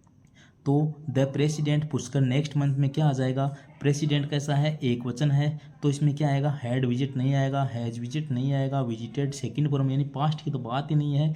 द प्रेसिडेंट विजिट्स, एस लगा हुआ है क्योंकि एक वचन वर्ब है, प्रेसिडेंट भी एक वचन है, तो the president option number B सही है, विजिट्स पुष्कर नेक्स्ट मंथ। जब भी कोई फिक्स हो शेड्यूल, उसके लिए हम सिंपल प्रेजेंट का यूज करते हैं। समझ में आ गया होगा, आपका नियम भी याद आ चुका होगा उस दिन वाला, वरना क्लास को दोबारा देखना, नियम भूल रहे हो तो आप। आगे चलते हैं, क्वेश्चन नंबर 27 देखना। वाई योर वर्क यस्टरडे, देखो यस्टरडे आया हुआ है, पर्सनवाचक चिन्ह है, हमें पता चला ये तो पास्ट टेंस को दर्शा रहा है। पर्सन है तो पास्ट टेंस में डिड का प्रयोग होना है। तो इसमें देखो है ही क्या, हैव प्रेजेंट दर्शा रहा है, डू प्रेजेंट दर्शा रहा है, विल फ्यूचर दर्शा रहा है। एक में ये ऑप्शन है did. Did you note finish your work yesterday, option number 6 सही है। वाई योर वर्क यस्टरडे, यानी पास्ट टेंस की बात थी, तो हमें जब पर्सनवाचक हो या नकारात्मक हो तो उसमें डिड आता है, तो did you note finish your work yesterday, तो डिड का प्रयोग हो गया। एक में डिड था, ऑप्शन नंबर सी सही था। क्वेश्चन नंबर 28 की तरफ चलते हैं। Even if you do not work for me I your work, क्या क्वेश्चन है, even if you do not work for me I your work. अब देखो यहाँ पहले कौन सा टेंस है, पहले में डू नोट वर्क है, डू वर्क है, यानी ये कैसा टेंस है, प्रेजेंट टेंस है। हमने बात की थी अगर एक तरफ प्रेजेंट हो तो आगे वाले में कौन सा टेंस लगा सकते हैं, फ्यूचर टेंस लगा सकते हैं। देखो वैसे भी कुड शुड वुड कब आता, जब इधर कौन सा टेंस होता, यहाँ वर्ब की सेकंड फॉर्म होती, यानी सिंपल पास्ट होता, तो वुड कुड शुड लगा सकते थे। लेकिन यहाँ डू का प्रयोग हुआ है, डू और डज सिंपल प्रेजेंट की हेल्पिंग वर्ब है, तो यहाँ प्रेजेंट आया है, तो आगे कौन सा आएगा, सिंपल फ्यूचर आएगा, तो विल डू, ऑप्शन नंबर ए सही है। अगर इधर प्रेजेंट है तो आगे फ्यूचर, अगर इधर फ्यूचर है तो आगे प्रेजेंट, दोनों इधर पास्ट है तो दोनों तरफ पास्ट। याद आ गया होगा, ऑप्शन नंबर ए सही है। आगे चलते हैं, क्वेश्चन नंबर 29 देखना। You finish your work in time, तो इसमें क्या है, to show external obligation, obligation है अनिवार्यता, ओब्लिगेशन क्या होता है, अनिवार्यता दर्शाई गई है। ये स्टेनोग्राफर क्वेश्चन था, ये मॉडल का क्वेश्चन है, आपके तो मॉडल टॉपिक नहीं है, फिर भी आप याद रखना, जब भी ओब्लिगेशन यानी कोई चीज़ अनिवार्य हो तो उसमें हमेशा मस्ट का प्रयोग होता है, यानी कोई चीज़ अनिवार्य है करनी, उसके लिए you finish your work in time, यानी आपको अपना काम फिक्स टाइम के अंदर ही करना अनिवार्य है, यानी जब भी ओब्लिगेशन दर्शाया जाए तब उसमें मस्ट का यूज होता है, तो ऑप्शन नंबर सी सही है। क्वेश्चन नंबर 30 देखना, ये भी मॉडल का ही है। She gets up early in the morning, तो आगे दे रखा है टू शो सजेशन, यानी कोई सुझाव दिया गया है। जब भी कोई सुझाव की बात हो और मॉडल लगवाया जाए, क्योंकि नीचे सारे मॉडल ही हैं, जब भी कोई सुझाव दिया जाए तो हम शुड का यूज करते हैं। देखो जब भी अनिवार्य हो कोई चीज़ तो मस्ट का यूज करो, जब भी कोई सजेशन या सुझाव दिया जाए तो शुड का यूज होता है, तो इसमें आ जाएगा ऑप्शन नंबर सी शुड। आगे चलते हैं, यहाँ देखना, when we got to the theatre the play already, दोनों तरफ इसके रिक्त स्थान है, यानी 2 ऑप्शन बनने हैं। ये वीडियो की एग्जाम में पूछा गया था जो ग्राम सेवक की भर्ती हुई थी 2021 में। अब देखो when we got to the theatre the play already, हमें इसमें 2-3 वो मिल रहे हैं क्लू, जिसके अनुसार हम इसको लगा सकते हैं। एक तो ऑलरेडी मिल रहा है जो परफेक्ट की बात कर रहा है, प्लस एक वेहन मिल रहा है। वेहन वाले वाक्य में हमने पढ़ा था कि जब एक तरफ कौन सा वाक्य हो, गोट, यानी सेकंड फॉर्म आई है, गोट टू द थिएटर, यानी सिंपल पास्ट हो तो दूसरी तरफ क्या लगाते हैं, पास्ट परफेक्ट लगाते हैं। पास्ट परफेक्ट है तो क्या लगेगा, हैड प्लस वर्ब की थर्ड फॉर्म लगेगी। तो ढूंढ लो कहाँ लगानी है। पहले में तो हैड लगेगा, तो इसमें देखो हैज और वाज ये तो काट दो, हैड है दोनों में, तो इसमें हैड बीन है, इसमें हैड है। अब हैड बीन होता तो आगे क्या ING आता, तो हैड बीन वाला ऑप्शन भी कट गया। इसमें हैड आएगा, आगे बिगन आएगा जो थर्ड फॉर्म है। तो ऑप्शन नंबर बी सही है। पहले पास्ट सिंपल था, आगे वाले में पास्ट परफेक्ट आएगा। पास्ट परफेक्ट है तो हैड प्लस वर्ब की थर्ड फॉर्म आएगी। इन दोनों में तो हैड ही नहीं था, इसमें हैड के साथ बीन था, बीन लगने पर ING लगती है जो इसमें थी नहीं। तो had begun had plus verb की third form, option number B सही है। क्वेश्चन नंबर 32 की तरफ चलते हैं। India won the match by 3 goals, India match जीत गई है 3 गोलों से। वोन क्या है, वोन यहाँ वर्ब की थर्ड फॉर्म दर्शाई गई है, तो थर्ड फॉर्म में तो क्या लग जाएगा, वोन द मैच 3 गोल्स, यानी ये वाज तो इसमें लगना नहीं है, हैज हैव हैड। इंडिया कैसा है, एक वचन है या बहुवचन है, एक वचन है, तो इसमें हैज लगना है या हैड लगना है, हैव भी इसमें नहीं लगना है क्योंकि इंडिया एक वचन है। अब हैज लगेगा या हैड लगेगा। अच्छा क्वेश्चन था हाई कोर्ट का। India won the match by 3 goals, India 3 गोलों से मैच जीत गई, यानी कोई कार्य अभी अभी पूरा हुआ है, तो उसके लिए हम प्रेजेंट परफेक्ट का यूज करते हैं। तो इसमें ऑप्शन नंबर आएगा A, has won the match by 3 goals. India has won the match by 3 goals. आ गया होगा समझ में, आगे चलते हैं। यानी क्वेश्चन नंबर 33 क्या कह रहा है, no sooner out of the field then he fell down, जैसे ही वह ग्राउंड से बाहर आया वह गिर गया, यानी दो कार्य हो रहे हैं। ही फेल डाउन, ये तो क्या आ रहा है, वर्ब की सेकंड फॉर्म है, तो यहाँ तो सिंपल पास्ट टेंस आ रहा है, यानी दो कार्य हो रहे हैं। वैसे तो दोनों एक साथ साथ हो रहे हैं, अगर दोनों कार्य एक साथ साथ हो रहे हैं तो सिंपल पास्ट भी लगा सकते हैं, लेकिन वैसे तो वो जैसे ही ग्राउंड के बाहर आया वह गिर गया, यानी उसमें एक के बाद एक घटना हो रही है, तो इसमें पास्ट परफेक्ट भी लगा सकते हैं। बात करते हैं, देखो ही वेंट तो आना ही नहीं है। अब did he go, has he गोन, ये प्रेजेंट का ये भी नहीं आना है। अब इन दोनों में से कौन सा आना, देखो डिड यानी सिंपल पास्ट की बात कर रहा है, did he go, had he गोन ये पास्ट परफेक्ट की बात कर रहा है।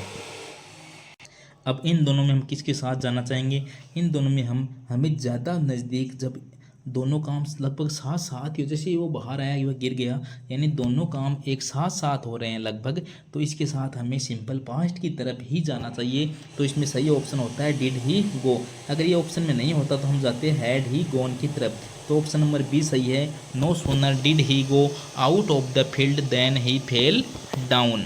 अब क्वेश्चन नंबर 34 है, ये देखना, all the passengers with the driver killed in the accident, killed third form आई है वर्ब की, यानी ये कोई पैसिव का वाक्य होगा, नीचे हेल्पिंग वर्ब दी हुई है।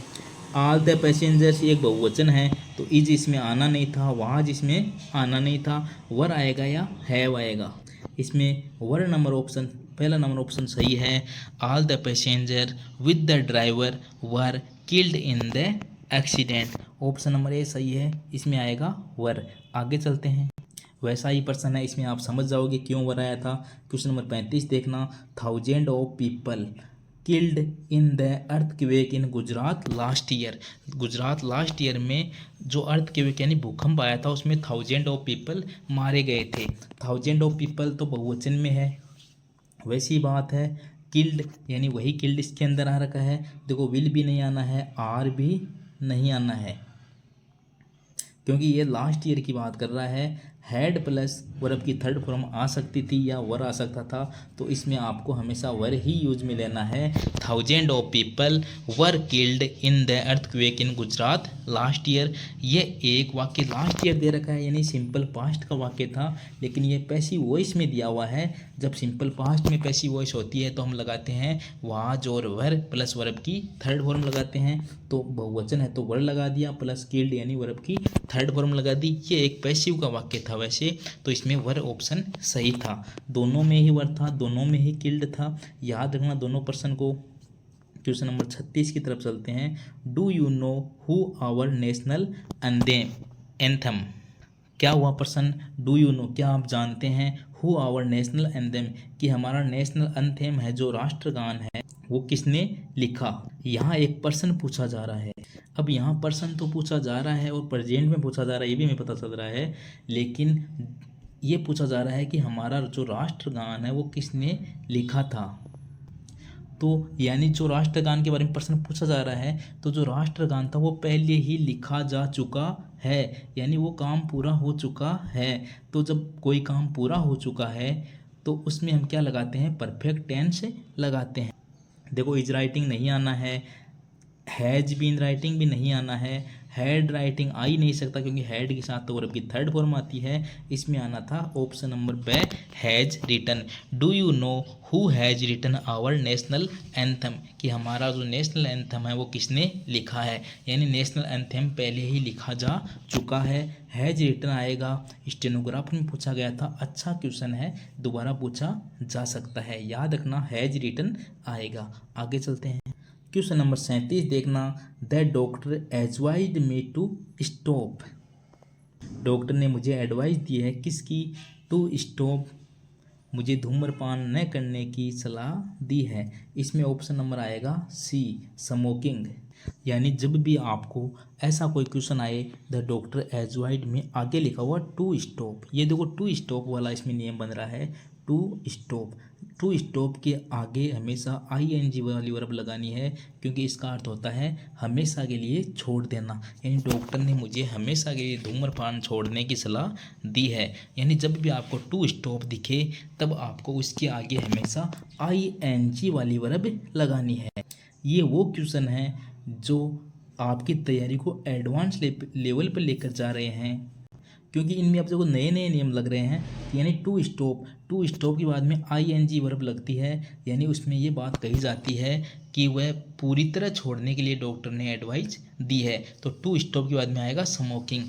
ये आपको डायरेक्ट ही याद रखने पड़ेंगे ऐसे नियम तो, लेकिन ऐसा ही क्वेश्चन अगर एग्जाम में दोबारा पूछा गया तो आपका कभी गलत नहीं होगा।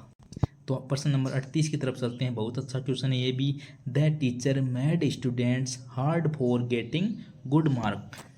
अब देखो इसमें भी एक अच्छा नियम था, स्टेनोग्राफर में पूछा गया था, यानी हम जब किसी से कुछ करवाते हैं, यानी मैक या मैड, मैक की सेकंड फॉर्म क्या होती है, मैड होती है। तो द टीचर मैड, यानी मैक आए या मैड आए, उसके बाद में जब ऑब्जेक्ट आता है ना, तो उसके बाद में जो वर्ब आती है वो हमेशा वर्ब की फर्स्ट फॉर्म आती है। द टीचर मैड स्टूडेंट, याद रखना, जे द टीचर के बाद में क्या है, मैक, या मैक की सेकंड फॉर्म है मैड, मैड स्टूडेंट्स। जब भी मैड आ जाए या मैक आ जाए उसके बाद में ऑब्जेक्ट आए, सब्जेक्ट आए, मैक या मैड वर्ब आए प्लस ऑब्जेक्ट आए, फिर दोबारा जब वर्ब आए तो वो वर्ब हमेशा वर्ब की फर्स्ट फॉर्म आएगी। क्या आएगी फर्स्ट फॉर्म, क्या लिखी हुई है, वर्क, हमेशा इसमें वर्क ही आना है। The teacher mad students work hard for getting good marks. याद रख लेना कि मैक मैड के बाद में ऑब्जेक्ट के बाद में जो वर्ब आती है वो हमेशा वर्ब की फर्स्ट फॉर्म आती है। आज का लास्ट क्वेश्चन है, it coast me R S so yesterday. अब देखो ये टेक्स्ट असिस्टेंट में पूछा गया था, यस्टरडे हमें पता चला यस्टरडे आया है इसमें। अब यस्टरडे आ गया तो हमें पता चला ये तो एक पास्ट टेंस का वाक्य है। अब पास्ट टेंस का वाक्य है तो इसमें क्या आना है, वर्ब की सेकंड फॉर्म आनी है। हमें यस्टरडे देखकर ये तो पता चल गया कि इसमें पास्ट टेंस आना है, सिंपल पास्ट आना है, वर्ब की सेकंड फॉर्म आनी है, लेकिन अब वो सेकंड फॉर्म है कौन सी वो हमें बताना है। बताओ आप कौन सी है। देखो हैज कोस्ट है, प्रेजेंट में है, नहीं आएगी। कोस्ट में एस लगा हुआ है, नहीं आएगी क्योंकि ये भी प्रेजेंट की होती है। यस्टरडे है तो पास्ट में आनी है। अब देखो हैड है, एक तो है कोस्टेड, एक है कोस्ट। इन दोनों से आप अपने मन में सोचो कि कौन सी आनी है, कोस्टेड आनी है या कोस्ट आनी है। देखो ये प्रश्न कोई छोटी एग्जाम में नहीं पूछा गया था, बड़ी एग्जाम थी, तो इतना इजी तो एग्जामिनर प्रश्न पूछेगा नहीं।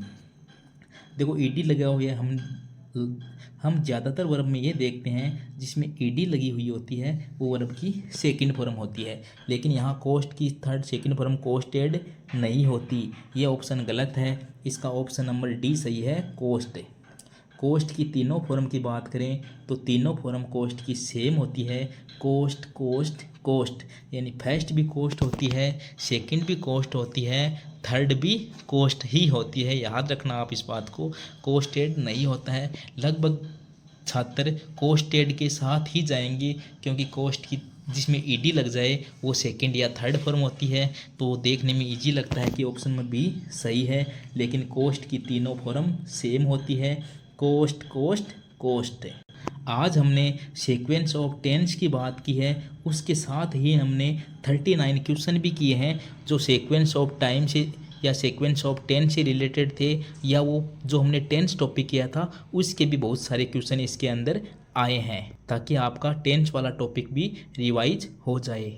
अब हम एक दो स्लाइड के अंदर टेंस को भी दोबारा रिवाइज कर लेते हैं, उनकी एडवर्ब क्या थी, हेल्पिंग वर्ब क्या थी। हमने सभी टेंस की बात की थी, एक बार थोड़ा सा क्विक रिवीजन करते हैं। देखो, पहला टेंस हमने पढ़ा था सिंपल प्रेजेंट टेंस। अब सिंपल प्रेजेंट टेंस में क्या होता है, एक तो वर्ब की फर्स्ट फॉर्म आती है या वर्ब की फर्स्ट फॉर्म में एस या ईएस आता है। ये तो कब आता है, जब कोई साधारण वाक्य हो। अब देखो, अगर नकारात्मक वाक्य होता है या प्रश्नवाचक वाक्य होता है, उसमें या तो डू लगता है या डज लगता है।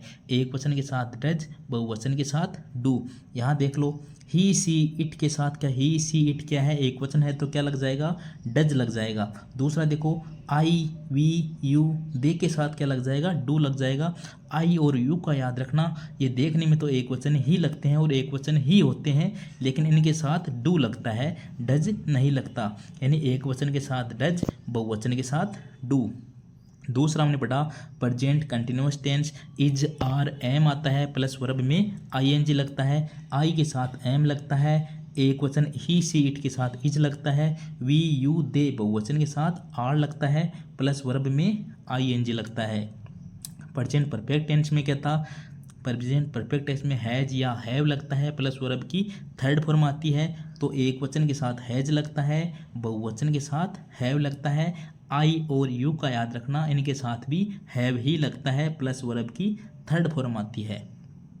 प्रेजेंट परफेक्ट कंटिन्यूअस में क्या होता है, हैज हैव तो लगता ही है, प्लस बीन और लग जाता है, प्लस आईएनजी भी लग जाता है, has been have been plus ING.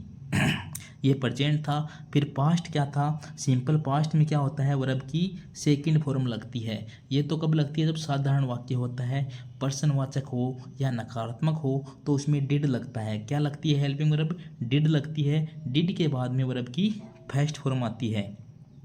Past continuous में देखना, वाज और वर लगता है, एक वचन के साथ वाज लगता है, बहुवचन के साथ वर लगता है। फिर पास्ट परफेक्ट की हेल्पिंग वर्ब होती है हैड, चाहे एक वचन हो चाहे बहुवचन हो, सभी के साथ हैड लगता है, हैड के साथ वर्ब की थर्ड फॉर्म आती है। पास्ट परफेक्ट कंटिन्यूअस में हैड बीन प्लस वर्ब में आईएनजी लगती है। बात करते हैं फ्यूचर टेंस की, तो सिंपल फ्यूचर में सेल और विल लगते हैं, वर्ब की फर्स्ट फॉर्म आती है। आई और वी के साथ सेल, बाकी के साथ विल लगता है। फ्यूचर कंटिन्यूअस में सेल बी विल भी लगता है प्लस आईएनजी लगता है। फ्यूचर परफेक्ट टेंस में will have plus shall have plus verb की थर्ड फॉर्म लगती है। फ्यूचर परफेक्ट कंटिन्यूअस में will have been shall have been plus ING लगती है। इस प्रकार हमने एक ही स्लाइड के अंदर सारी हेल्पिंग वर्ब कवर कर ली है। याद रखना, सिंपल प्रेजेंट में तो लगेगी वर्ब की फर्स्ट फॉर्म, सिंपल पास्ट में लगेगी वर्ब की सेकंड फॉर्म। जब पर्सन नकारात्मक और प्रश्नवाचक होता है तो प्रेजेंट में लगता है डू और डज, पास्ट में लगता है डिड।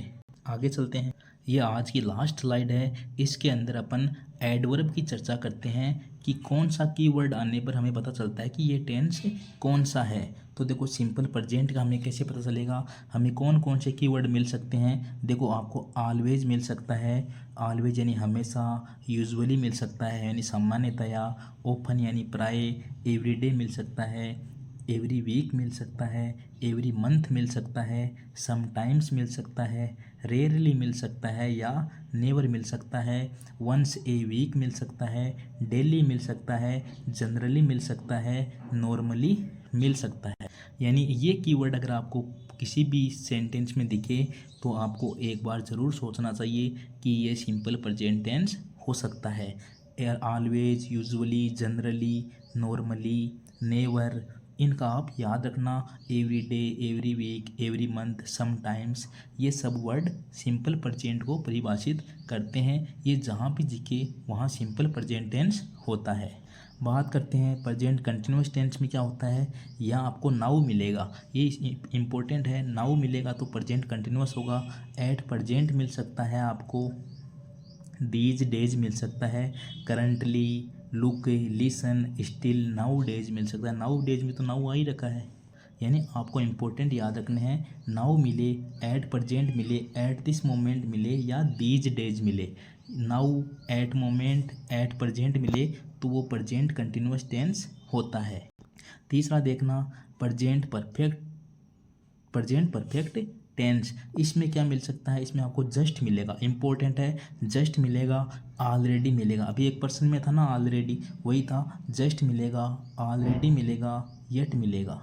यानी आपको प्रेजेंट परफेक्ट में जस्ट मिल जाए, ऑलरेडी मिल जाए, येट मिल जाए, रिसेंटली मिल जाए, ये शब्द मिलेंगे आपको। जस्ट, ऑलरेडी, येट, रिसेंटली, चार इंपॉर्टेंट है, याद रखना। जस्ट, ऑलरेडी, येट, रिसेंटली, अगर ये मिल जाए तो उसमें परफेक्ट टेंस होता है। प्रेजेंट परफेक्ट कंटिन्यूअस में क्या मिलेगा आपको, मैन याद रखना है। सिंस और फोर मिलेंगे। क्या मिलेगा, या तो सिंस मिलेगा या फोर मिलेगा। ये इंपॉर्टेंट है प्रेजेंट के, कि अगर ऑलवेज मिले, यूजुअली मिले, जनरली मिले, नॉर्मली मिले, डेली मिले, एवरी डे मिले, एवरी वीक मिले तो सिंपल प्रेजेंट। नाउ मिल जाए, एट प्रेजेंट मिल जाए, दीज डेज मिल जाए तो प्रेजेंट कंटिन्यूअस। जस्ट मिल जाए, ऑलरेडी मिल जाए, येट मिल जाए, रिसेंटली मिल जाए तो प्रेजेंट परफेक्ट। और सिंस या फोर मिल जाए तो प्रेजेंट परफेक्ट कंटिन्यूअस। इसी प्रकार सिंपल पास्ट का देखते हैं। आपको यस्टरडे मिल सकता है यानी बीता हुआ कल, लास्ट नाइट मिल सकता है, लास्ट वीक मिल सकता है, लास्ट ईयर मिल सकता है, अगो मिल सकता है, इन 1990 मिल सकता है, वंस अपॉन ए टाइम मिल सकता है, अर्लियर वेन मिल सकता है। याद रखना, एक बार दोबारा देख लो सिंपल पास्ट के। यस्टरडे मिल जाए, लास्ट नाइट मिल जाए, वीक मिल जाए, ईयर मिल जाए, last year, last week, last night, ago, in 1990, once upon a time, ये सब मिल जाए तो वहाँ सिंपल पास्ट टेंस होता है और वर्ब की सेकंड फॉर्म आएगी। पास्ट कंटिन्यूस में देखना, व्हील मिल जाए, व्हील के दोनों तरफ पास्ट कंटिन्यूस हो सकते हैं, वेन के तरफ एक तरफ हो सकता है, एट दैट मोमेंट मिल जाए, ऑल दैट डे मिल जाए। ये कम मिलते हैं, व्हील आपको ज़्यादा मिलेगा। व्हील याद रखना पास्ट कंटिन्यूस के लिए। पास्ट परफेक्ट की बात करते हैं। देखो बिफोर और आफ्टर वाला हमने पढ़ा है नियम। बिफोर मिल जाए, आफ्टर मिल जाए, ऑलरेडी मिल जाए, एज सून एज मिल जाए। इन सब के साथ क्या लगता है, पास्ट परफेक्ट लगता है। पास्ट परफेक्ट कंटिन्यूस में वही है, सिंस और फोर मिलेगा। बिफोर मिल सकता है लेकिन उसके साथ पास्ट एक्शन भी मिलेगा, या सिंस और फोर मिलेगा प्लस कोई पास्ट एक्शन मिलेगा। अब सिंपल फ्यूचर की बात करते हैं। क्या मिल सकता है, टुमारो यानी आने वाला कल, नेक्स्ट डे मिल सकता है, नेक्स्ट ईयर मिल सकता है, नेक्स्ट वीक मिल सकता है, सून यानी जल्दी ही, शॉर्टली मिल सकता है, इन फ्यूचर मिल सकता है, I think, I hope, probably, यानी ये सब मिल जाए वहाँ आपको पता चलता है कि ये सिंपल फ्यूचर टेंस है। यानी टुमारो मिल जाए, नेक्स्ट डे मिल जाए, नेक्स्ट ईयर मिल जाए, नेक्स्ट वीक मिल जाए, सून मिल जाए, शॉर्टली मिल जाए। फ्यूचर कंटिन्यूस में क्या होता है, फ्यूचर कंटिन्यूस में आपको टाइम के साथ मिलेगा, एट 5 PM नेक्स्ट डे, यानी फ्यूचर वाला दर्शाएगा, फिर एट 5 PM ऐसे कुछ दर्शाएगा, eight this time tomorrow, eight this time tomorrow, यानी उसके साथ समय दिया हुआ आएगा। फ्यूचर परफेक्ट का देखना, बाय लगेगा आपको, बाय मिलेगा, बाय टुमारो मिल जाएगा, बाय नेक्स्ट वीक मिल जाएगा, बाय दैट टाइम मिल जाएगा, बाय देन मिल जाएगा। यानी फ्यूचर परफेक्ट में आपको बाय के साथ मिलेगा, फ्यूचर कंटिन्यूस में आपको समय के साथ मिलेगा, और सिंपल फ्यूचर में आपको टुमारो, नेक्स्ट डे ऐसे शब्द मिलेंगे। और फ्यूचर परफेक्ट कंटिन्यूस में तो वही है, फोर और सिंस मिलेगा प्लस कोई फ्यूचर का टाइम मिलेगा। फोर और सिंस के साथ कोई फ्यूचर का टाइम मिलेगा, तब आप लगा देना फ्यूचर परफेक्ट कंटिन्यूस। ये एक दो स्लाइड होती हैं वो आप डेली देख लिया करो, कहीं भी आपको यानी सिंपली कैसे याद रहेगा आपको कि ऑलवेज, यूजुअली, जिसमें डेली की बात मिल जाए उसमें सिंपल प्रेजेंट होगा, जिसमें पास्ट के शब्द मिल जाए जैसे यस्टरडे ये शब्द मिल जाए ना, लास्ट नाइट, उसमें सिंपल पास्ट होगा। अगर फ्यूचर के शब्द मिल जाए, टुमारो, नेक्स्ट डे, ईयर, ई वीक, तब आपको सिंपल फ्यूचर होगा। ये तीनों साधारण वाक्य आया तो इन तीनों में से कोई ना कोई शब्द आपको मिलने वाला है और आपको उसी के अनुसार वर्ब लगा देनी है। सिंपल प्रेजेंट में ये शब्द मिले तो आपको वर्ब की फर्स्ट फॉर्म या फर्स्ट फॉर्म में एस या ईएस लगाना है। पास्ट का मिला तो आपको वर्ब की सेकंड फॉर्म लगानी है। फ्यूचर में आपको शैल या विल प्लस वर्ब की फर्स्ट फॉर्म लगानी है। जब कंटिन्यूअस की बात आएगी तो प्रेजेंट में तो आपको मिलेगा नाउ या एट प्रेजेंट या करंटली या दीज डेज, लेकिन पास्ट में आपको मिलेगा व्हील। पास्ट में आपको व्हील मिलेगा। फ्यूचर में आपको क्या मिलेगा, at this time tomorrow, at 5 PM next day, यानी टाइम के साथ मिलेगा। जब परफेक्ट की बात करेंगे प्रेजेंट परफेक्ट में तो आपको मिलेगा जस्ट, ऑलरेडी और येट मिलेगा। पास्ट परफेक्ट में आपको क्या मिलेगा, आफ्टर और बिफोर, ऑलरेडी, ये तीनों शब्द मिलेंगे। आफ्टर बिफोर वाले हमने नियम पढ़े हैं। फ्यूचर परफेक्ट में क्या मिलेगा, बाय मिलेगा, by tomorrow, by next week, before time, by then, by that time, यानी बाय का प्रयोग होता है फ्यूचर परफेक्ट में। और परफेक्ट कंटिन्यूअस में सब में सिंस और फॉर मिलेगा, लेकिन फ्यूचर में आपको फ्यूचर का टाइम मिल जाएगा सिंस और फॉर के साथ। पास्ट में आपको सिंस और फॉर के साथ पास्ट का टाइम मिल जाएगा और प्रेजेंट में प्रेजेंट का टाइम मिल जाएगा। ये थी कीवर्ड्स जो आपको हर टेंस को पहचानने में सहायता करते हैं। आपको आज की हमारी क्लास कैसी लगी, ये क्लास प्लस टेंस की क्लास आप दोनों को कैसी लगी, यानी आपके देखो टेंस कौन कौन से टॉपिक को कवर करते हैं। आपके सिलेबस में एक टॉपिक है टेंस, उसमें टेंस पूछे जाएंगे। सीक्वेंस ऑफ टेंस, उसमें भी टेंस पूछे जाएंगे। पैसिव वॉइस में आपको टेंस काम में आने हैं। पैसिव वॉइस का हमने एक नियम पढ़ा था, उसमें क्या आता है, हेल्पिंग वर्ब प्लस वर्ब की थर्ड फॉर्म आती है हमेशा। प्लस जो आप हिंदी से इंग्लिश में ट्रांसलेट करोगे, हिंदी से इंग्लिश बनाओगे, इंग्लिश से हिंदी बनाओगे, उनमें भी आपको टेंस देखने को मिलेंगे, या अगर टेंस आपको आ रहे हैं तो वो भी आपके सही हो जाएंगे। प्लस अगर कोई एरर का प्रश्न आया तो उसमें भी आप टेंस का सहायता से उस प्रश्न को सही कर सकते हैं। प्लस जो रिपोर्टेड स्पीच हम पढ़ेंगे उसकी आज हमने थोड़ी सी एक दो टॉपिक में बात की थी कि ये रिपोर्टेड स्पीच में टेंस कैसे बदला जाता है। अब हमारा एक ही टॉपिक बचा है, वो है रिपोर्टेड स्पीच। उसको हम इजीली तरीके से करने का प्रयास करेंगे ताकि आपका रिपोर्टेड स्पीच का प्रश्न भी कभी गलत नहीं हो। यानी आप कीवर्ड्स और टेंस की सहायक क्रियाओं को याद कर लें तो आपका लगभग टेंस सही हो जाएगा, बाकी टॉपिक भी सारे क्लियर हो जाएंगे। आपको आज की क्लास कैसी लगी कमेंट में ज़रूर बताना। अब हम मिलेंगे एक नेक्स्ट क्लास में जो इंग्लिश की हमारी लास्ट क्लास होगी। उसके बाद हमारा 4th ग्रेड जो इंग्लिश का सिलेबस था वो पूरा हो जाएगा। हमने बहुत कम क्लासों के अंदर 4th ग्रेड सिलेबस को कवर करने का प्रयास किया है। इसे हमने शॉर्ट में ही कवर नहीं किया है, बल्कि हमने सारे मैटर को कवर करने का प्रयास किया है। तो आज की क्लास को हम यहीं विराम देते हैं एक मोटिवेशनल कोट के साथ। आज का हमारा मोटिवेशनल कोट है, जरा संभल कर बढ़ना इन्हें, ये काले गोले जिंदगी रोशन करने का हुनर रखते हैं। इन लाइनों में बहुत ही गहरी बात छुपी हुई है कि आप जब भी एग्ज़ाम में अपनी OMR भरो तो उसको बड़ी सावधानी से भरनी चाहिए। अगर कोई क्वेश्चन हमें आ रहा है और उसका हमारा गलती से कोई गलत गोला भर जाए तो उस गलत गोले की भरपाई बहुत मुश्किल से हो पाती है। कई बार एक क्वेश्चन तो हमारी ज़िंदगी पलट देता है। इसलिए हमें जो भी ये काले गोले हैं इनको बहुत ही सावधानी से बढ़ना चाहिए, बिल्कुल तसल्ली के साथ बढ़ना चाहिए। यानी हमें इन्हें बहुत ही सावधानी पूर्वक बढ़ना चाहिए। आप भी एग्ज़ाम में इस बात को ध्यान रखना। तो मिलते हैं नेक्स्ट क्लास में। सभी को जय श्री कृष्णा, राधे राधे, जय श्री राम।